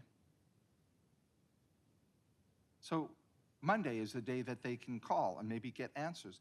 What if they're not available to call on Monday? They may have a work schedule that day that's difficult. I don't know. But I think anytime we can give a little additional time, it benefits the public. Thank you. Well, thank you very much. And again, I just want to recognize staff, all the hard work you do on staff reports. I did them for 19 years. It was probably my least favorite thing I did, especially having to deal with the city clerk. Meeting all the deadlines and everything else, and then the rewrites, the second draft coming back, and have to rewrite and make changes, and all that fun stuff. Yeah. So, Mr. Mayor, if I may, Oh, go ahead. Can I mention a couple things? yeah, go ahead. Just wanted to let council know that in addition to Andrea reviewing the reports, they also come to me to review the fiscal impact. Right. So she's not the only one reviewing them. I do Right. that as well. And the warrant is processed the same week as the agenda. So if we were to move the agenda up a week, that means all those extra invoices that would have come to Victor that next week would get delayed being paid. So they would have to wait an additional week for those vendors to get paid. And also all my financial reports, my warrant registers and all of that would be delayed because of the timing of when I get my bank statements and the time to process that information. So I just wanted to make that known. When you say delayed, if we moved it up one day, it'll be delayed to Wednesday? Or was, It could, yeah, because Victor would have to make his cutoff time earlier to be able to get everything processed in time. right, and then, obviously that's important too, because I've been in positions where another city I work for, the vendors are getting paid late. Well, that's for- gonna happen. do the process. So what I like to do this evening, and I understand everybody's comments, and, obviously, we work for the public. The public voted us into office, the five of us. The five of us have a fiduciary responsibility to make sure we understand the staff reports that come in front of us to make a decision. And obviously, staff works for the city council. So if members of this council believe that additional time is needed, I'm okay with the current schedule. I don't have a problem with it, but I'm okay to move up the date to Wednesday. So I propose the following. We do a pilot project. We go to Wednesday. We begin the first meeting in October, and we'll go for the rest of the year. And then to our first meeting in January. And then in our first meeting in January, we'll have another discussion regarding this pilot process and determine if it's viable to continue or if it requires changes or we just go back the way it was before. That's what that's my proposal. So I'll make a motion to that effect. And then Councilmember Lopez. Gosh, man. Councilmember Lopez? To Janet's comment, you stated that we would be moving up the warrant register a week?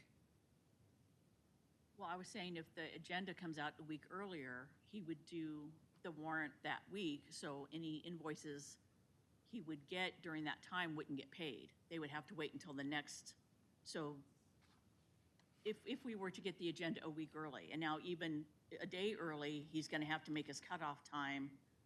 His cutoff time is Monday, he's gonna have to move that up a little bit, so that's less invoices that are gonna get paid. So effectively, what's going to occur is that some vendors are simply going to have to wait 2 months, 6 weeks to 8 weeks before they're going to get paid. Right now, most vendors want to be paid within 30 days. That will not likely occur in this change. Well, when you talk about the warrant reports, you're talking about, I don't have a copy, the document, somebody got a copy of the warrant report? You're talking about this document here, am I correct? Right, so all This those document. invoices are input into the system the Right. same week that the agenda is created. So can we modify this somehow, whether maybe we don't get this on Wednesday, maybe if this gets emailed to us on But Andrea on has Thursday? Andrea has to have the numbers for the agenda because they Oh. go on an agenda report. So he has to input all those invoices into Springbrook. So you're saying adding one day delays it 2 weeks? That's kind of what No, I was trying I to was talking if understand. if we moved the agenda up a whole week. Oh. But still moving it a day, he's gonna have to shorten the time, he's gonna have to have the cutoff date earlier than he has it now by a day or two. So that's gonna, Okay, well, I'm hearing my council call. Unless somebody, I'm hearing 3 votes to continue as is. Is there 3 votes to continue as is? No changes? Yeah. I think Carissa's the only one. I'm still trying to understand how it would severely impact payments to 30, 60 days if we're just moving the agenda report, if the compromise measure one day by the mayor, if it's by Tuesday by the Mendez proposal. That's what I'm trying to wrap my head around. I will say this. What stipulates the agenda is the Brown Act, correct? Okay. At any time, though, the legislature can change the Brown Act again in their infinite wisdom. And they could actually require that we, as a government body, make agenda items even sooner. So, I mean, theoretically, that mandate can come down from them under open meeting laws and sunshine, this and that. So, let's just say that if a state mandate came down, we would be forced to make the accommodations and the changes. Now, we're not there because we're not mandated to do so, but that is something that my colleague, Mr. Mendez, is trying to propose, and I get it. It's just those 3 days that were, thank you, that were closed. I understand more or less what you're saying, but I don't know how severely 30, 60 days it would be impacted if we're just making a 1 day or a 2 day change.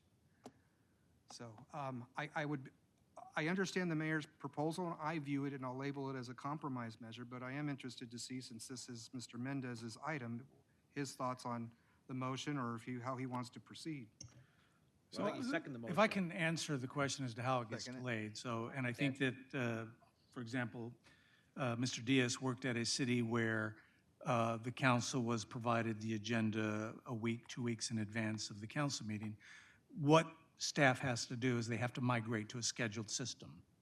And every department is advised that in order for an agenda item to appear on a specific agenda, you have to have that item in front of the city clerk within a certain time frame before that, usually 4 weeks out in advance.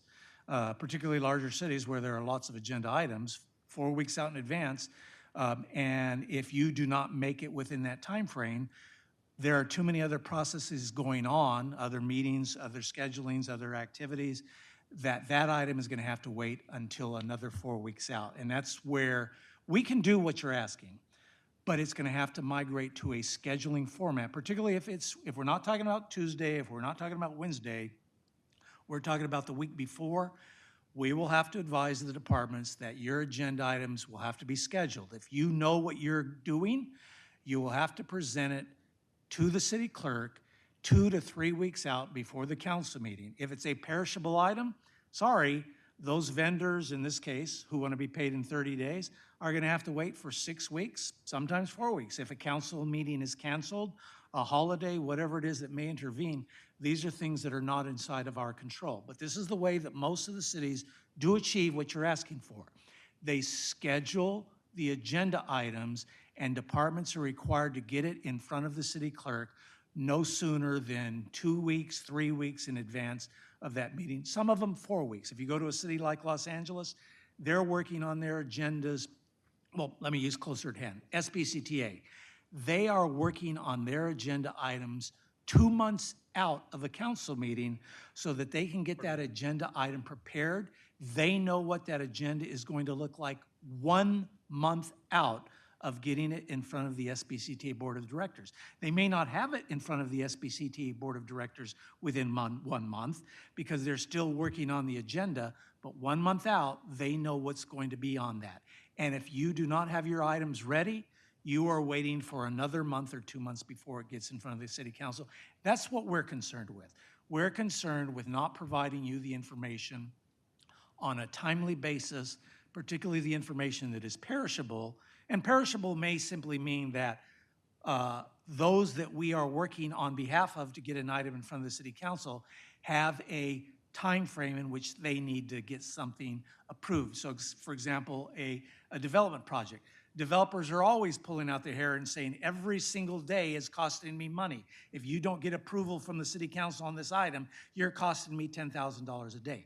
Those are entities that are going to have to wait on a scheduled basis because we have to plan these items to get in front of the city council. The way we're doing it now allows us to do both, on-demand, perishable items, as well as these scheduled items. I'm suggesting that we can probably get the agenda to you on Wednesday. If I move my staff meeting to Monday, I simply need to meet with my department heads first to find out how I'm going to be impacting them. What meetings do you have on Monday that I'm going to be impacting? So I guess what I'm asking is give me an opportunity to meet with staff and have a formal discussion with staff as to what we can do to change the date in order to get this in front of you on a Wednesday or Tuesday if we meet on Thursday instead. My only problem with meeting on Thursday is that as soon as Monday council meeting is over, Tuesday and Wednesday, all we are doing then is concentrating on getting agenda items ready for that city council meeting on Thursday. We don't even have the weekend for department heads who want to come in and work on the weekends on those. And that is hurting us because it's taking time away from us. But if this is what the council wants, we will make it work. Mr. Mayor, may I? Oh, I'm not. Let's do this. I think, we have spent 43 minutes on this item here, and I made a motion, a second by Councilman Mendez. I want to revise my motion. I'm going to drop my motion if you agree to the second. What I'd like to do is direct staff to come back to the next meeting. I'm going to allow the city manager to meet with his department heads, come back to the next meeting, and tell us how they possibly can accommodate a request to have the staff report agenda ready the Wednesday before the city council. Am I correct, City Manager Starr? Is that what you're asking for? Yes, I would like that opportunity. That is my motion. Can I get a second? Second. Got a second by Councilmember Mendez. I know, Councilmember Rue, your light's up. You have anything else you'd like to add? No, you've taken care of it. Okay. Let's just, anybody else? If not, let's just go ahead and, oh, you got something to say? No, I was going to vote. Okay. Oh, sorry. All right, we'll vote. Okay, that's adopted 5-0, and the city manager will come back to the next meeting. Okay, so we just dealt with one section of, one item of the, in the policy procedure manual. That item again was 43 minutes. So again, this item in front of us is not a resolution action. This is the first time we've discussed it as a draft. I think I'd like to do, and I know we're getting into the late hours now. So I want to ask, see who wants to go first. I don't know how much questions we have, but who wants to go first? Want to go first, Xavier? Councilman Mendez? First. Oh, and if you want to speak on this, feel free to push your light. I do really appreciate having this type of manual to review for any council member, but I know, I guess we've never had one in the 75 years that the city has been here.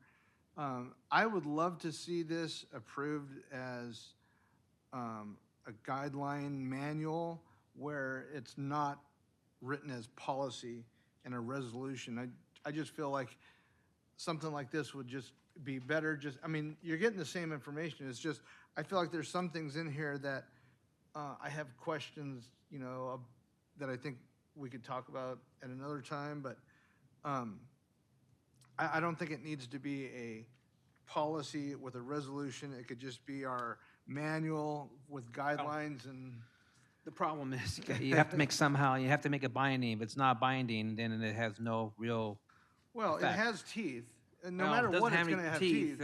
If it's not, we haven't approved it through a resolution that these are our rules, and then as a council, we have to yeah, and I know we have Roberts, rules. and that's the only issue with that. But Councilmember, Mayor Pro Tem Martinez. Sorry, anything else to say? Just a couple questions and comments. So first, the Rosenberg's Rules of Order is significantly condensed compared to Robert's Rules of Orders. we're talking like 10 pages versus an 800-page document, which I've sort of researched, potential issues that could come up, because I can imagine we've had some issues here on the council with how we've dealt with motions and amendments to those motions, and it can get jumbled even with all the rules that Robert's Rules of Orders have. So I am concerned that with Rosenberg's Rules of Orders, there's going to be many issues that we're not going to know how to address, because it's basically a cheat sheet version of Robert's Rules of Orders, and it's going to have a lot less information than we're going to need. Now, I'm not saying that it won't work for us, because we are a small organization, but we are an interesting organization too that does have lots of discussions on various topics. So that is one of my biggest concerns, is the use of the Rosenberg's Rules of Order. Not very many cities in California use it. I don't think any of the cities around us do. I believe the State Bar of California might use it. So I'm sure there's some, teeth to it, but I'm just very concerned that we are going to come across many issues. There is a provision in here in the Policy and Procedures Manual for annual review. I wasn't certain whether that meant annual review by the city council or. What page are you on? What page? Is it the Towards the beginning. Page 1, all right. So the manual will be reviewed at least once annually and can be revised by city council, but is it going to be reviewed annually by city council, placed on one of our agendas every year? Yes, Okay. that was the purpose behind it. So Okay. maybe just clarify that. So clarify that Manual both will reviewed, be city council. reviewed by the city council at least, okay, by the city council. Thank you. And then if for whatever reason, let me go back to the Rosenberg issue.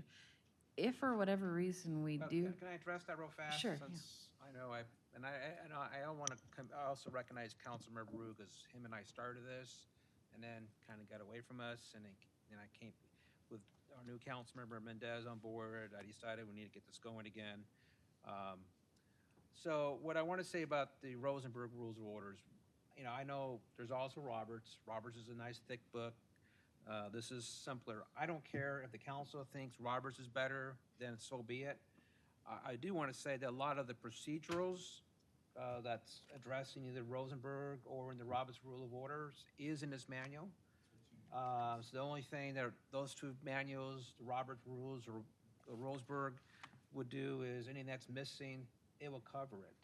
But this manual is superior to either Rosenberg or Roberts Rule of Orders. But I don't care. If the council wants Roberts, I'm good with it. Go ahead. So I've looked over this a few times, and there are some procedural issues that are not addressed in this document. So my concern would just be, in the event we do move forward with the Rosenberg's Rules of Order, what are we going to do when it's silent on an issue? Are we going to default to Robert's rules, and then does that defeat the purpose entirely? So, and we can discuss that later. I just wanted to mention that I have a concern. Page 2,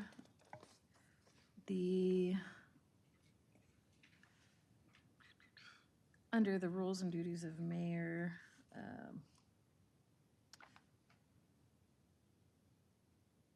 let's see. So, I'm sorry. Under council election and governance, it says the mayor shall nominate a sitting member of the city council. That, to be mayor pro tem, is that, there will be a vote, right? It wasn't clear in the mayor, that. Yeah, the mayor shall nominate, but the city council, does it say in here somewhere, shall appoint mayor pro tem immediately? Yeah, the last sentence. I'm looking at paragraph 2. Plus, it's also based on the municipal code. You're right, I saw it. Okay, following. Sorry, ignore that. Okay, page 5 then.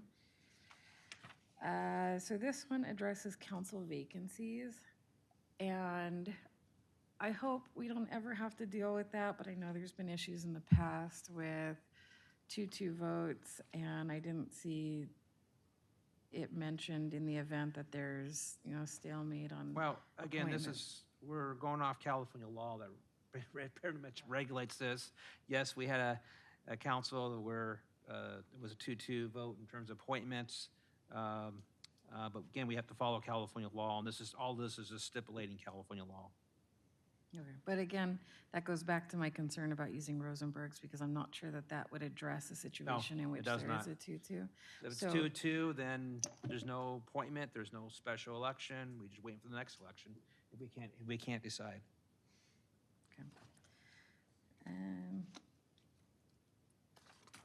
That's all I have, other than, it seems like maybe the council is not going to be on board with the Rosenbergs, but if we do use Rosenbergs, then I would just request that we have a We'll take workshop. poll. We'll take a poll, but let's see who else, the comments I have. Am I right? I don't know if you heard the last sentence, but I said just in the event, Sorry? I don't know if you heard the last thing I said, but just in the event that we do go with Rosenberg's, I think we should have a workshop, because it's only about a 10-something page document, and that way, if we have questions about how certain Okay. things would be addressed. Thank you. For the record, the League of California Cities recommends that municipal governments use Rosenberg. That's also correct. That's where I got this information from. But I'll go to Councilmember Lopez next.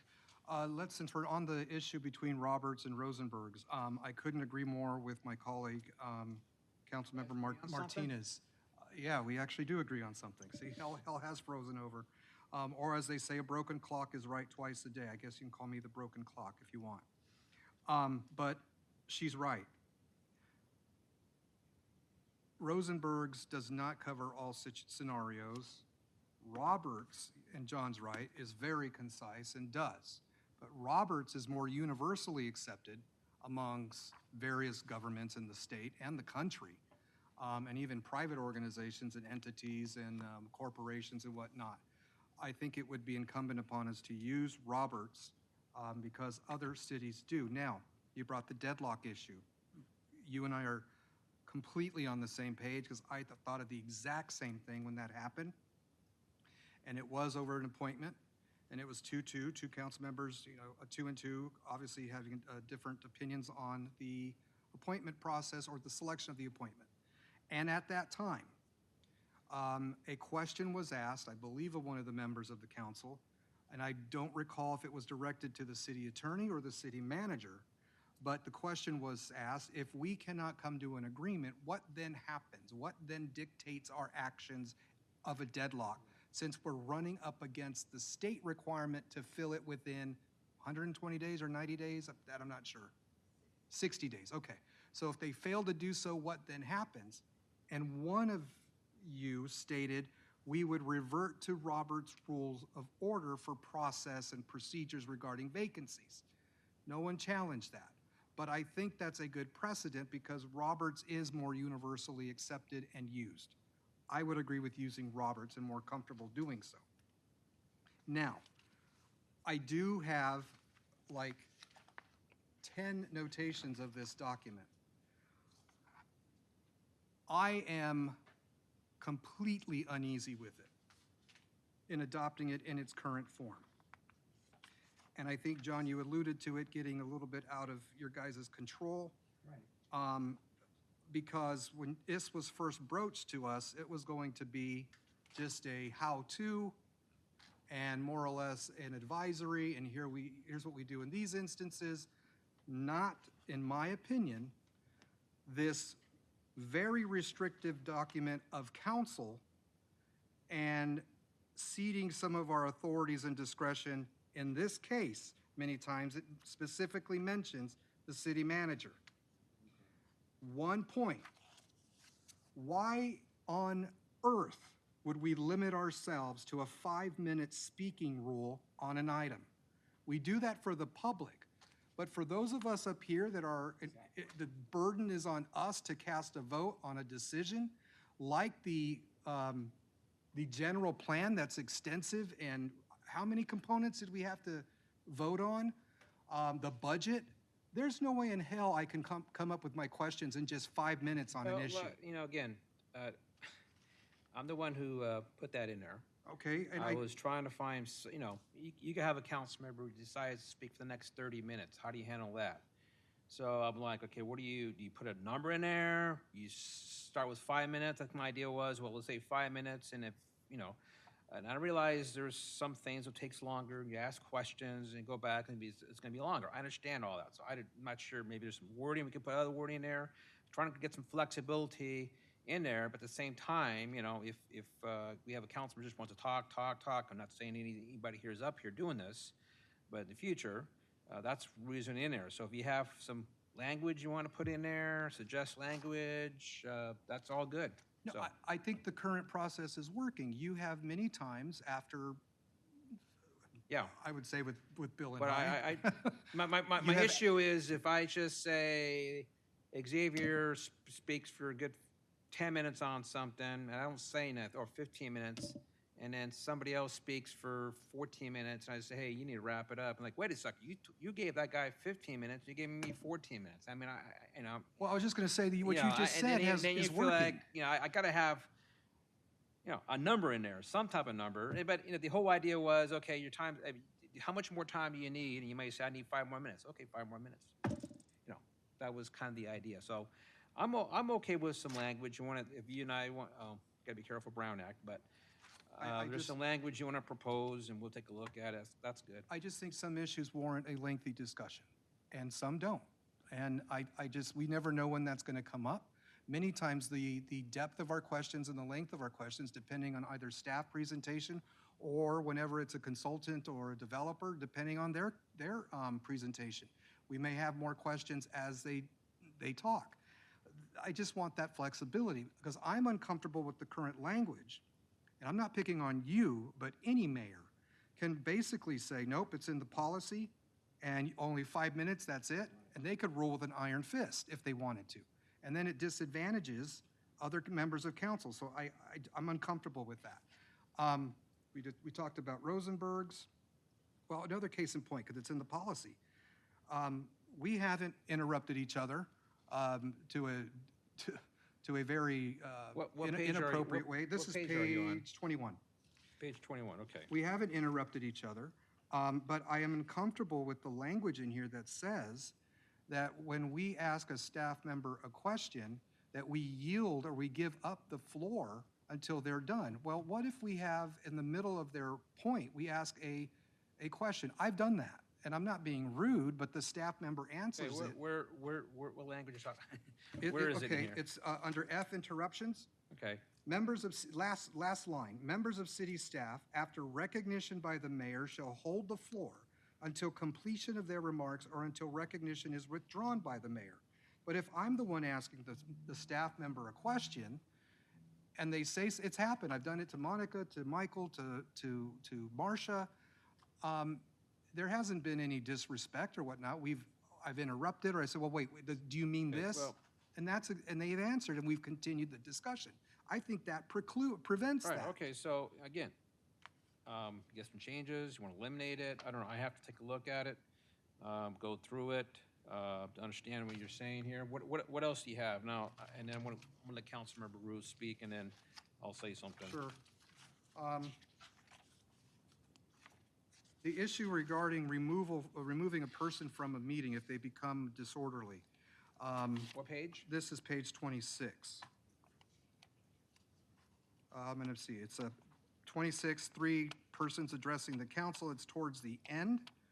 Let's see. The orderly conduct of any council meeting may be removed from the meeting by order of the mayor or a majority of the council. I really don't think it even needs to take a majority vote of the council. We had the Gaza resolution issue. I think a lot of folks in that room became very disrespectful to this body and process, and they should have been thrown out. Now, I was told that the authority and the discretion fell upon the most ranking law enforcement officer in the city in the room, and that would have been the chief or his designee, has the ability to remove or arrest or whatnot. I disagree with that because you are the head as mayor of this meeting in this body, and if you ask and direct a member of the body public to be removed, they should be, and it shouldn't even have to take a vote of us. But if it has to, I mean, I'd be all in favor of it. That, I think, needs to be changed. Well, again, there's California law. how that Well, takes place. I would like to see I'm the supposed to give them a citation. warning first. You give them a warning first, and then if they continue to disrupt the meeting, then that's when that person can be asked to be removed from the council. Again, it's California law. Maybe it needs to be very more clarified, but go ahead. Well, let's do the citation then. If we could include the citation like we did the other sections, Yeah. let's do that, please. Let's go to page 28. And it's regarding the mail. Number 2, council member responsibilities and the issue regarding mail.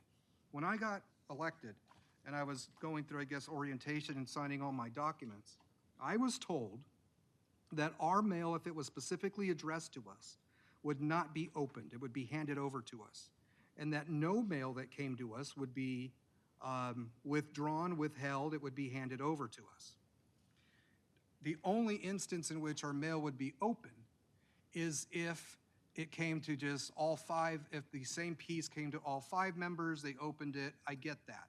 But if any mail piece comes to us with our name on it, it shouldn't be opened at all.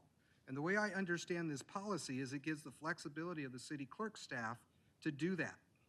And I pulled the federal law with respect to mail, and there's no exemption for mail that comes to us as elected officials that are addressed to us. It has to be sealed, it cannot be opened. So I would absolutely object to any mail being withheld, open, or I whatnot. also think, I'm not an expert in that field, but I believe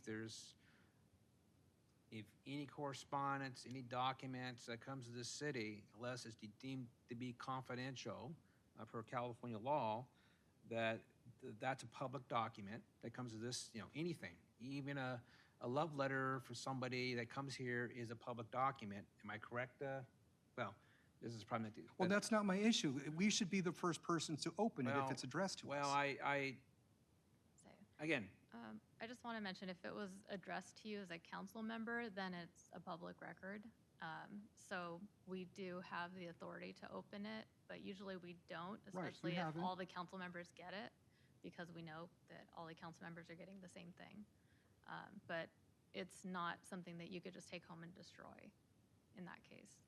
Well, let's just say 9 times out of 10, it's invitations to a ribbon cutting, or another body saying we want you here to visit. That's predominantly what they are. But you're right. If it has our name on it, at least the mail I've gotten, if my name's addressed, it's not open. But what I'm saying Open is, usually the mayor's and scan it and then give it to him, and we know you all get the same mail piece. and I do understand that if it is, after we open it, if it's a document that should be then shared with council, we are obligated to do that. I haven't had an instance where that has happened in my 5 years here. So, but that's the issue, is the opening issue that I have a problem with. Page 32, this was new to me. Let's see. It's regarding the city attorney. The last line of page 32, I'm going to read halfway through. It says, "And to keep the city council and staff apprised of court rulings and legislation affecting the legal interest of the city." Is that a state mandated requirement of the city attorney? I don't know that it's state mandated, but it's not uncommon, certainly, to bring things to your attention that affect the city. My question would be, how often do you, on your own, either go look at legislation coming through the pipe in Sacramento or DC? How often is that a regular practice of yours that you've set for yourself? Yes, there are certain publications and such and analyses that are sent out on recent litigation by some of the larger firms, and that gets reviewed. And usually I bring that, if something significant happens, I bring that to the attention of staff. But staff is usually so informed here that they have received the same information as I have. The reason why I'm asking is because, of course, every year the legislature enacts new laws, and January 1 they take effect, and many of them affect what we do as a city, and then sometimes they affect what we can't do in our fundraising capacity, campaign, accepting contributions and gifts and whatnot. But I haven't received anything annually from you about, hey, here's changes this year, here's a heads up. These are now law, you need to abide by them. Case in point was the issue regarding that the state passed, I believe, a year or two ago, changing the threshold for the fundraising amounts for us to recuse ourselves on issues. I'm on top of that. I looked it up, but I don't think anything came from you. I would just like something more, I guess, readily prepared, saying, hey, these are the changes, you need to be aware of them. That way it would address particularly that issue, because I think I even had discussed that with Andrea at one time regarding the campaign limit and the threshold on the report. And I believe it was a 1-year commitment. You got to recuse yourself depending on the issue and the item. So that's why I brought that up. And then on page 41, this is the issue regarding the proclamation use of name. I understand that, if I'm not mistaken, it might be in our municipal code that the mayor is given the duty of issuing proclamations. And of course, the council can by majority vote, but the mayor can issue them on his or her own. If I read this, I had a point that came to my mind. If there is a proclamation that was just issued, drafted by staff to be signed by the mayor, and if a member of the council would object to the content because it didn't come to the council for approval before it was issued and disseminated, I think a council member should have the right to at least know, hey, this resolution's being prepared, and if they choose that they want to remove their name from it, because many times our name's printed on some of them, that they should reserve that right to do so. The next thing, this ties into it, and I'm trying to find the page real quick, because when we were talking, I was highlighting it.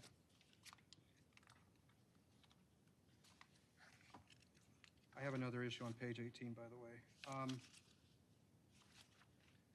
This was, page 37, C. It says, if the city council has not adopted a policy on such legislation and the city is requested to submit a correspondence for or against legislation, then the city can submit a correspondence consistent with the League of California Cities official position on state legislation or the National League of Cities official position on federal legislation, subject to compliance with provisions in this paragraph. Now, I am of the opinion that the League of California Cities and the National League are not always taking the correct positions. And I have actually disagreed with positions that we've taken. And just because the league says we should take this position doesn't mean that we should automatically do so and sign a letter. I did not make a big deal out of it. There were 2 letters that went out, signed by the mayor, and it has our names on it. On behalf of the city of Montclair and City Council, we oppose or support this or that. Now, granted, with the exception of maybe one, I think I was like, I would not have agreed to this, but I didn't make a big stink out of it. But based upon this policy, it gives too much authority to any mayor to just go ahead and unilaterally issue a statement or a position when the league and the National League, in my opinion, sometimes they take some boneheaded positions. And we shouldn't always rubber stamp their position. And that's where I have a problem with that. Let's stop there for a second. You know, I have signed letters. Positions, obviously, I take the position. I haven't done anything in the National League of Cities as far as federal level, but the California cities level, yes. So the positions and letters I have taken, what it has basically come down to is public safety, land use, especially land use regarding housing. I think also labor. There was some legislation on labor, but it has mostly been, the most controversial items have been land use.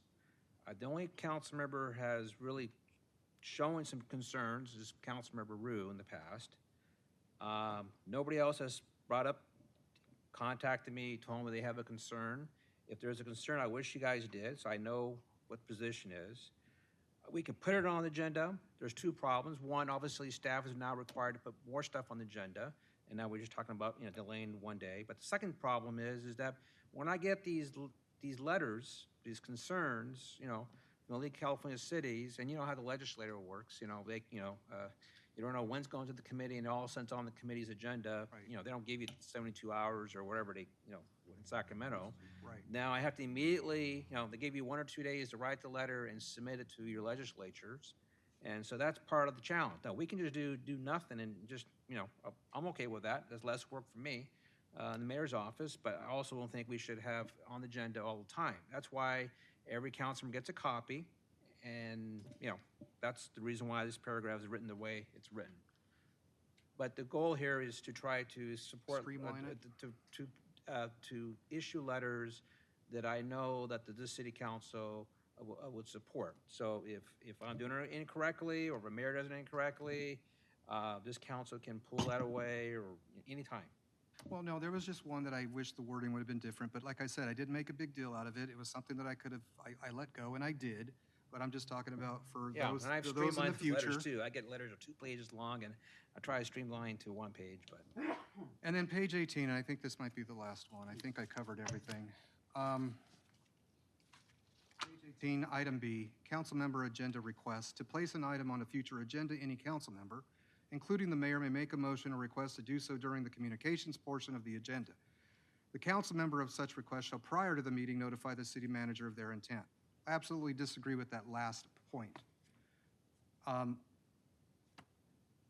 We, as council members, if there's an item that we wish to bring up, and many times an item can come to us the very day of the meeting, the only people that we are obliged to inform are our colleagues up on this dais, and they can vote it down or put it on the agenda.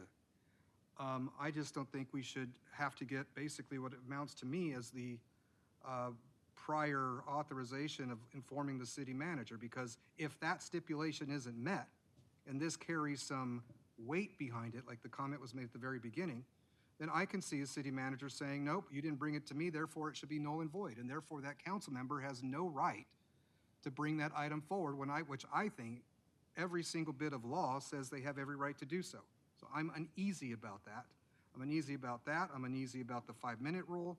I think this is so restrictive, and it's unnecessary. I have called 2 cities in the county from friends of mine who serves on councils, showed them the document, and just asked for their opinion. And they happen to tell me that their city doesn't enact something so restrictive, and they think this is going a little bit overboard, and I would agree. So I just am not, I'm not easy with it. I mean, I'm uneasy with it. It's a majority of the council to decide that. I understand. The whole purpose of that last sentence, it was just provide a courtesy to the city manager. I think when a council member brings something up, it's not on the agenda, and, she's, the surprise or the shock or whatever, and the city manager is not aware of it, and the city manager, perhaps city manager can provide some a brief communication to the council, at least the council understands what's going on and decide if this should be placed on the next city council agenda. That was the whole purpose behind that. It's just a courtesy of, and it's a courtesy to the city council, because the city, when a council member asks for a request, we really can't talk about the Brown Act. We can ask the city manager a real fast question. If the city manager is not aware of it, and he can't answer the question, city manager or a city council member, now the city council's got to decide, should I agree to put this on the next agenda, or I should not agree because I don't have the information right now for me to decide this. That was the whole purpose behind it. And then I disagree with the term shall, because shall, it means that it's a compelling, well, again, if you have a different action. wording you want to use, Write the word shall, but at the same time, let's face it, this body's a political body, and politics can happen. And like you said, it could be a courtesy, get explanation and a heads up, but at the same time, any city manager behind the scenes can stop and quell that vote from even happening by polling members of the council. Let's remember and I this. disagree with that. Let's remember this. First of all, the city manager works for the city council, not vice versa. Second of all, there's provisions in here that could be waived. If the city council wanted to do that and waive that provision, it's in here. It's a majority vote. I don't know which section that is, but you can waive it. But nevertheless, the whole purpose of this document, if I was a new council member walking in, and right now there is nothing. There's no manual that you can give a council member, and this is how we operate. You know, it's an educational piece, basically, for new council members, and it's also a tool for the council to utilize to run this meeting. It's also a tool for the council to utilize and how they interact with staff, how they interact with city manager, who's responsible for what. That's the whole purpose of this. We can continue on without it. I'm okay with that, but then we don't have something, and then we have an issue up here, then what is it? Technically, we don't have no Robert's Rule of Orders. Technically, there's nothing here. So, you know, that's the whole, you know, and you know, I've been here for too long probably by now, but 24 years, 25 years, and we didn't really have an issue. We're a smaller city. We're not complicated like other larger organizations, boards I meet. But if the council doesn't want to do this document, I'm good with it. I'm just trying to have something in here for us to function a little better. That's all.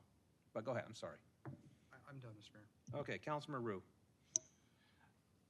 I won't belabor a lot of the points that have been made. First of all, Mr. Mayor, I appreciate the effort you have put into this. I appreciate you too. I know Thank you and I have talked over the years, and many of the things brought up here are things we talked about. It's been a long time working on this on and off. Before I get into too much of this, I do want to say, Mr. Mayor, you're correct. There are times I have voiced my concern on a letter that's been sent out. Yes. And I've let you know. I also want to say, and you know this already, but for the edification of the others, when I've been a voting delegate at the League of Cities or the National League, I have always voted the way you, the city, have said to vote. I do not vote for me. I vote We're voting for by the city. the best interest of the city of Montclair. I agree with you. And I'm saying that. It doesn't matter what I may believe, I have to vote as the way the city is. But there are times I've disagreed, and I'd let you know. Most of what's been said by my colleagues, I agree with. I certainly agree with Councilman Lopez and Mayor Pro Tem on Robert's Rules of Order. I certainly, in every organization I've been involved with, it's always the one they use. I think we're better off using something like that we are familiar with. I also, and I'm trying not to reiterate everything that's been said because I agree with most of it, in the issue of appointing the Mayor Pro Tem, I think we could make sure that it's rotated because there have been years, I'm going way back, where the same person was Mayor Pro Tem for quite a long time. And I think it helps. I'm not picking on anybody. I think it helps to rotate through. It gives everybody that experience because it is good experience for everybody. So, you know, maybe we don't need to write that out. We just know what it is. Although I think there's a lot of things in here that are good. There's a lot of questions, and maybe we don't need it right now. Although you've put in a lot of work and nobody wants to, what's the word I'm looking for? Make that work look as if it's not appreciated. It is. I just think we need to really, if these questions are here, let's work through this then. Not deal with it at this point. Everybody has this. Put in your concerns. I believe it is too restrictive on many things for a council. 5 minutes to express something could be maybe too long, but in other cases, it might not be long enough. So we can look at all of this. If we want to keep it as a work in progress, that's fine. Thanks. Okay, back to Mayor Pro Tem Martinez for round two. I forgot to say before I started making my last comments, thank you for putting together this document. Thank you. Well, staff and Councilman Rue, yes. Yes, thank you all. I do think that we need a working document that we can have in our hands and we can, you know, go from that we are all on board with. I really appreciate that you put this together. Let's start with page 21. So I had a suggestion, and I believe this was about. Well, what I like to do, because it's almost 9:30 and we have closed session still, what I would like to ask my colleagues to do, we'll expand this a little longer. If you can email the city clerk proposed changes or concerns in the document? Sounds like both Councilmember Lopez and Councilmember Martinez, if you don't mind. You okay with that, Ben? Yeah, I'd be fine, but if I can get this in a Word document then, please, so I can use strike language and Okay. put it in red. We that give would you a make Word it- document. That'd make it easier. And then maybe it's August, try to get it to by Labor Day or something. Fair enough. And then, are you guys okay with that? Especially, I I could think, just make this Oh, go ahead. point, just because I I'm sorry. wanted to see if the other council members might be on board, but regarding the 5 minutes, I've noticed recently, where we've resorted more to pressing the request to speak button in the last couple of years or so, and I think that it's helped tremendously in making the meetings go smoothly. I think as far as the 5 minutes go, you do a pretty good job, Mayor, of making sure that everybody has a chance to speak. So perhaps the 5 minutes can be a beginner's 5 minutes, and if there's anybody else that needs to speak, then you can say, okay, hold your thought, I'll have somebody else speak, so that everybody gets an Well- opportunity to speak. And then if it gets to the point where, it's 9:30 p.m. and people are still talking, at that point, maybe it could be the mayor's discretion to say that every person now has a minute or two to wrap up their thoughts. That way, it's not as restrictive as, 5 minutes and you're done, but it does allow for the meeting to go smoothly and not take all night long. okay. Well, let's do this again. I think we're all amenable. We all want a document that's works for this council and for city staff and everything else. The whole goal is not to make it restrictive. I understand the 5-minute concern. When I put it in there, I figured out maybe some issues, but hey, put it in there and see what the responses are or make changes you can make. So what I like to ask the council to do is, who wants a Word document? Everybody wants a Word document? Okay. Huh? Okay, everybody get a Word document, and then you can work on go through it, and then get it back to the city clerk by Labor Day. Does that work? And then in September, we'll see what it looks like. And I'll talk to maybe Councilman Rue. Since we did have an ad hoc committee, I'll work with Councilman Rue. I don't think I'm violating the Brown Act. Am I violating the Brown Act?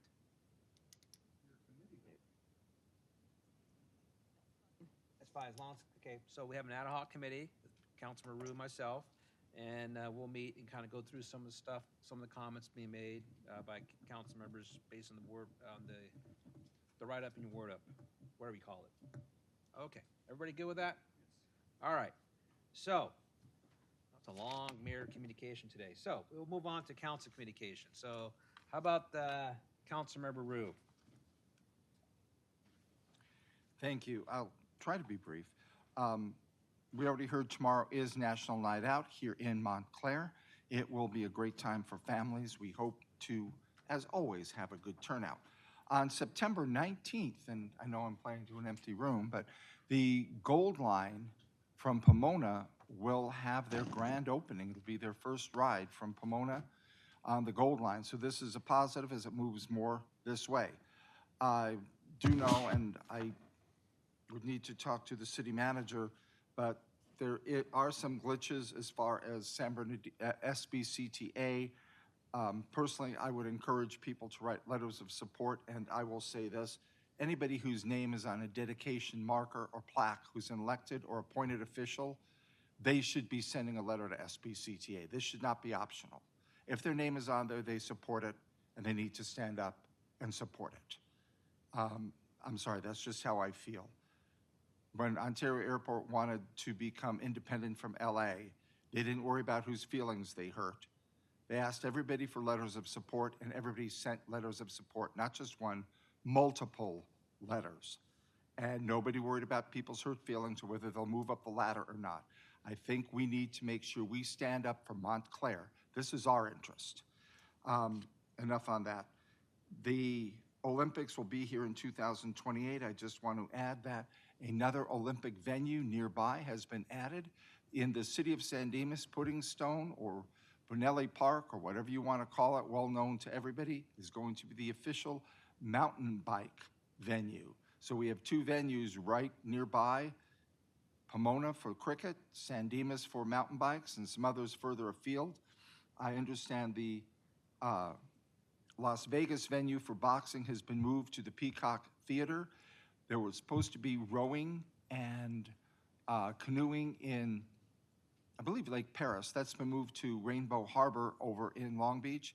And the archery, which was, I understood, somewhere in San Bernardino County, has been moved to a venue in Carson. The venues seem to be fairly movable right now, but it's a positive for the region. There's going to be a huge amount of economic development, or economic, not development, economic benefit from it. Thank you.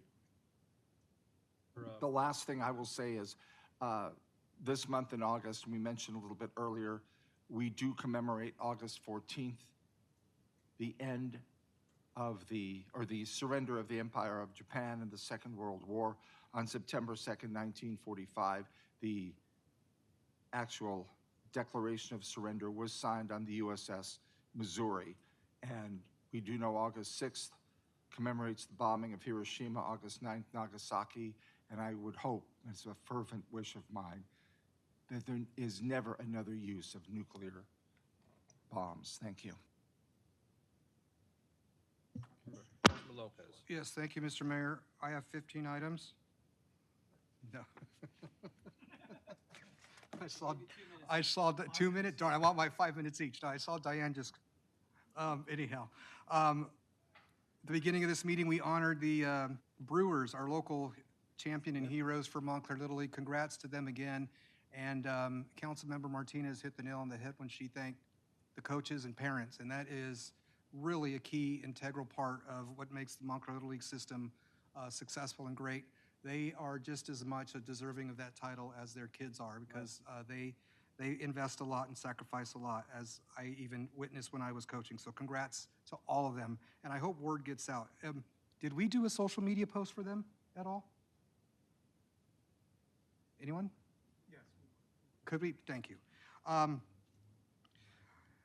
Of course, July 31st at 9:30 in the morning, we were, I don't know if you guys all felt it. I was in Rancho, and I felt it. I was on a third story building. So just a reminder, folks, that we are in earthquake country. And it's been a long time since we've had an earthquake. And I hope that we never suffer the devastating effects of a major one. However, this is a great reminder that we should always be prepared with water and supplies and rations and whatnot. I would also like to inquire if perhaps city staff can do a little bit of a social media campaign and on the internet of our website for earthquake preparedness. And then I want to ask if we have any existing pamphlets or anything, materials that maybe I can get to hand out. But if this takes informal action of the council, so be it. But I would like a formal campaign to do earthquake preparedness and run maybe a 30-day campaign in the city to remind folks about that. So if we can do that, that'd be great. But I would like some materials if we already have some available. And then, Mr. City Manager, I would like to, you sent out an email regarding signs throughout the city. I appreciate that, especially those by Monte Vista and the freeway and Palo Verde and whatnot. You listed some areas with respect to signs, and thank you, Monica, for your role in that. But Mr. City Manager, I would request a meeting with me, please. There's some issues regarding some signs I'd like to bring to your attention, and I actually would like to meet with you by the freeway there and by Monte Vista and San Bernardino. So if we can come up with a date and time to meet out on the street, I'd appreciate that. And I think if we do that, then maybe we could alleviate some of the concerns from residents that have been happening lately, and hopefully put everyone at ease. Are we talking about the vehicles, the large vehicles? Yeah, the large vehicles, but you sent out that memo to all of us about signage. I thought it was very good, but there's also some signs I want to bring to your attention that weren't mentioned in there. I actually was going to see if the mayor wouldn't mind going out with me and looking at them. I still am open to that, but as I shared with you, I've had other items on my docket that have prevented us from meeting, but I would still like to do that if possible, but I definitely would like to meet with the city manager. And then to Councilman Rue, the mayor, and Councilmember Mendez, I want to just say thank you for your concern and your text messages or phone calls regarding my recent hospitalization. Just suffered a setback, but I feeling a lot better. I appreciate the concern, especially those residents that just happen to send me messages on Facebook or text and whatnot. Thank you so much. I'm on the mend and hopefully on a rebound and hopefully not a relapse. But nonetheless, I appreciate your concern. I know at times we have disagreements up here, but in moments like that, that's what really matters, the humanity of us all. And then I just want to make a comment. And I laugh sometimes at some of the comments made about, well, in particular, it seems like it's me these days on social media, and that's fine. The comment was made that I, as a Latino, and I, who campaign with material in Spanish, haven't done anything and haven't, quote, given a damn about Latinos in the city. And they're referring to the ongoing immigration debate and issue. And I get it. They are hitting me because I'm a conservative and they just assume that I'm not doing much, and maybe I favor all the immigration raids and activity going on. But as I shared a month or two ago, I met with the Mexican Consulate General directly, and I have already, because it was said you haven't done a damn thing, you haven't done anything. Well, here's what I've done. I've already helped 2 families who are residents of this city, and granted, they may not be here legally, and some of them have paperwork that may have expired or on the verge of expiring. And I have put them in contact with nonprofit organizations and attorneys that have been offering free pro bono help to get their paperwork in order or resubmitted, so that way in the event that they are stopped, that would be prevented.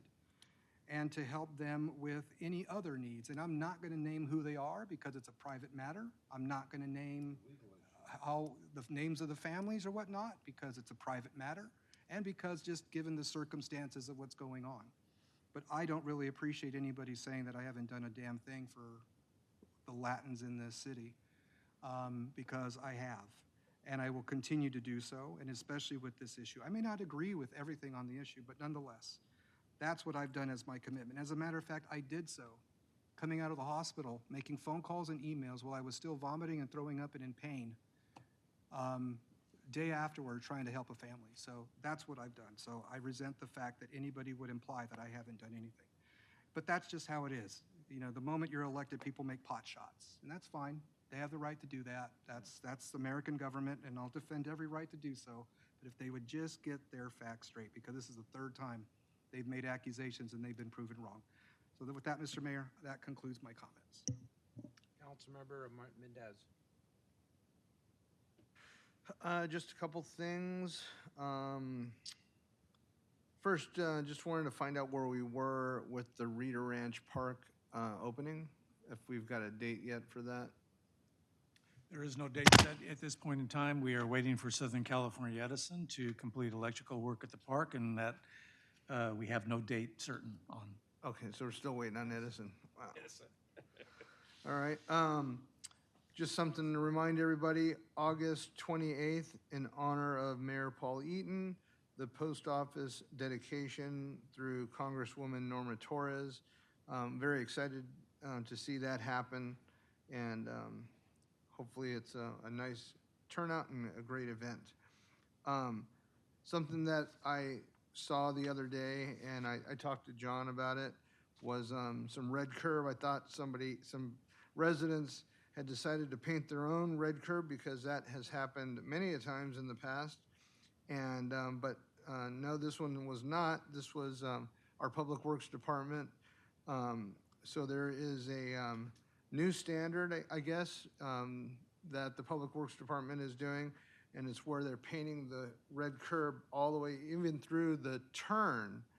But I know, just so you know, a long time ago, we were told not to do that, but things change, so, you know, if that. Park in the turn now. Yeah, so, you know, because you can't park in any turn, and I think police know that, you know, that they.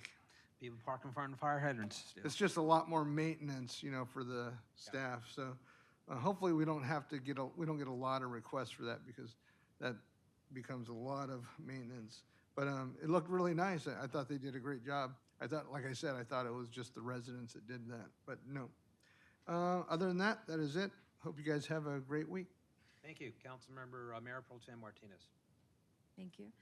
So it's Speaking of the immigration and ICE issue, it has been pretty quiet around here, and sadly, it's probably because the people that are comfortable enough to come and speak to us are probably not the people that are at risk of being arrested and deported. But I just wanted to mention on the back end, there has been some buzz and some scares and some sightings in our city, and I wanted to give a shout out to campus security at Montclair High School for addressing a scare just a few days ago, and also OMSD board members, staff, the principals, the workers at all the schools, Montclair High School staff members have been really, really supportive of our community members, and I thank the Montclair Police already for issuing the statement just to let our residents know that,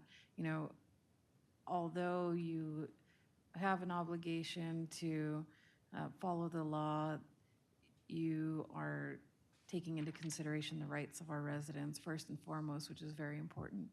And people are scared, so I don't want to name names, but I just want to say that I appreciate the people that are on the back end making sure that our residents are okay and the welfare of the children is protected as well. Great. I know it's late. I just want to say this, that Councilmember Lopez talked about being attacked on social media. And I know I've been attacked on social media, claiming that I don't want to do anything about public safety in the city. I know there was a speaker earlier today. And I want to recognize the staff and everything you've done in that neighborhood that was by the speaker. Can we do more? I would love to do more. I think we all understand the circumstances there. But I got a call this morning, my cell phone, I'd say this is 24 hours a day, 7 days a week, between text messages, social media, emails from residents, 7 days a week. And 5:45, I got a call from Mr. Brunsky. And I went out, I looked at it, and I sent an email to staff, and someone would sit there and tell me that I don't care about public safety, just tells me that they're ignorant, and they don't really care about public safety. I have tried to work with Mr. Chavez as much as I can. I have offered for him to call me when there's an issue. He hasn't. I have offered to have a meeting in this room with staff. I've offered that in Spanish as well. We had a nice conversation last January.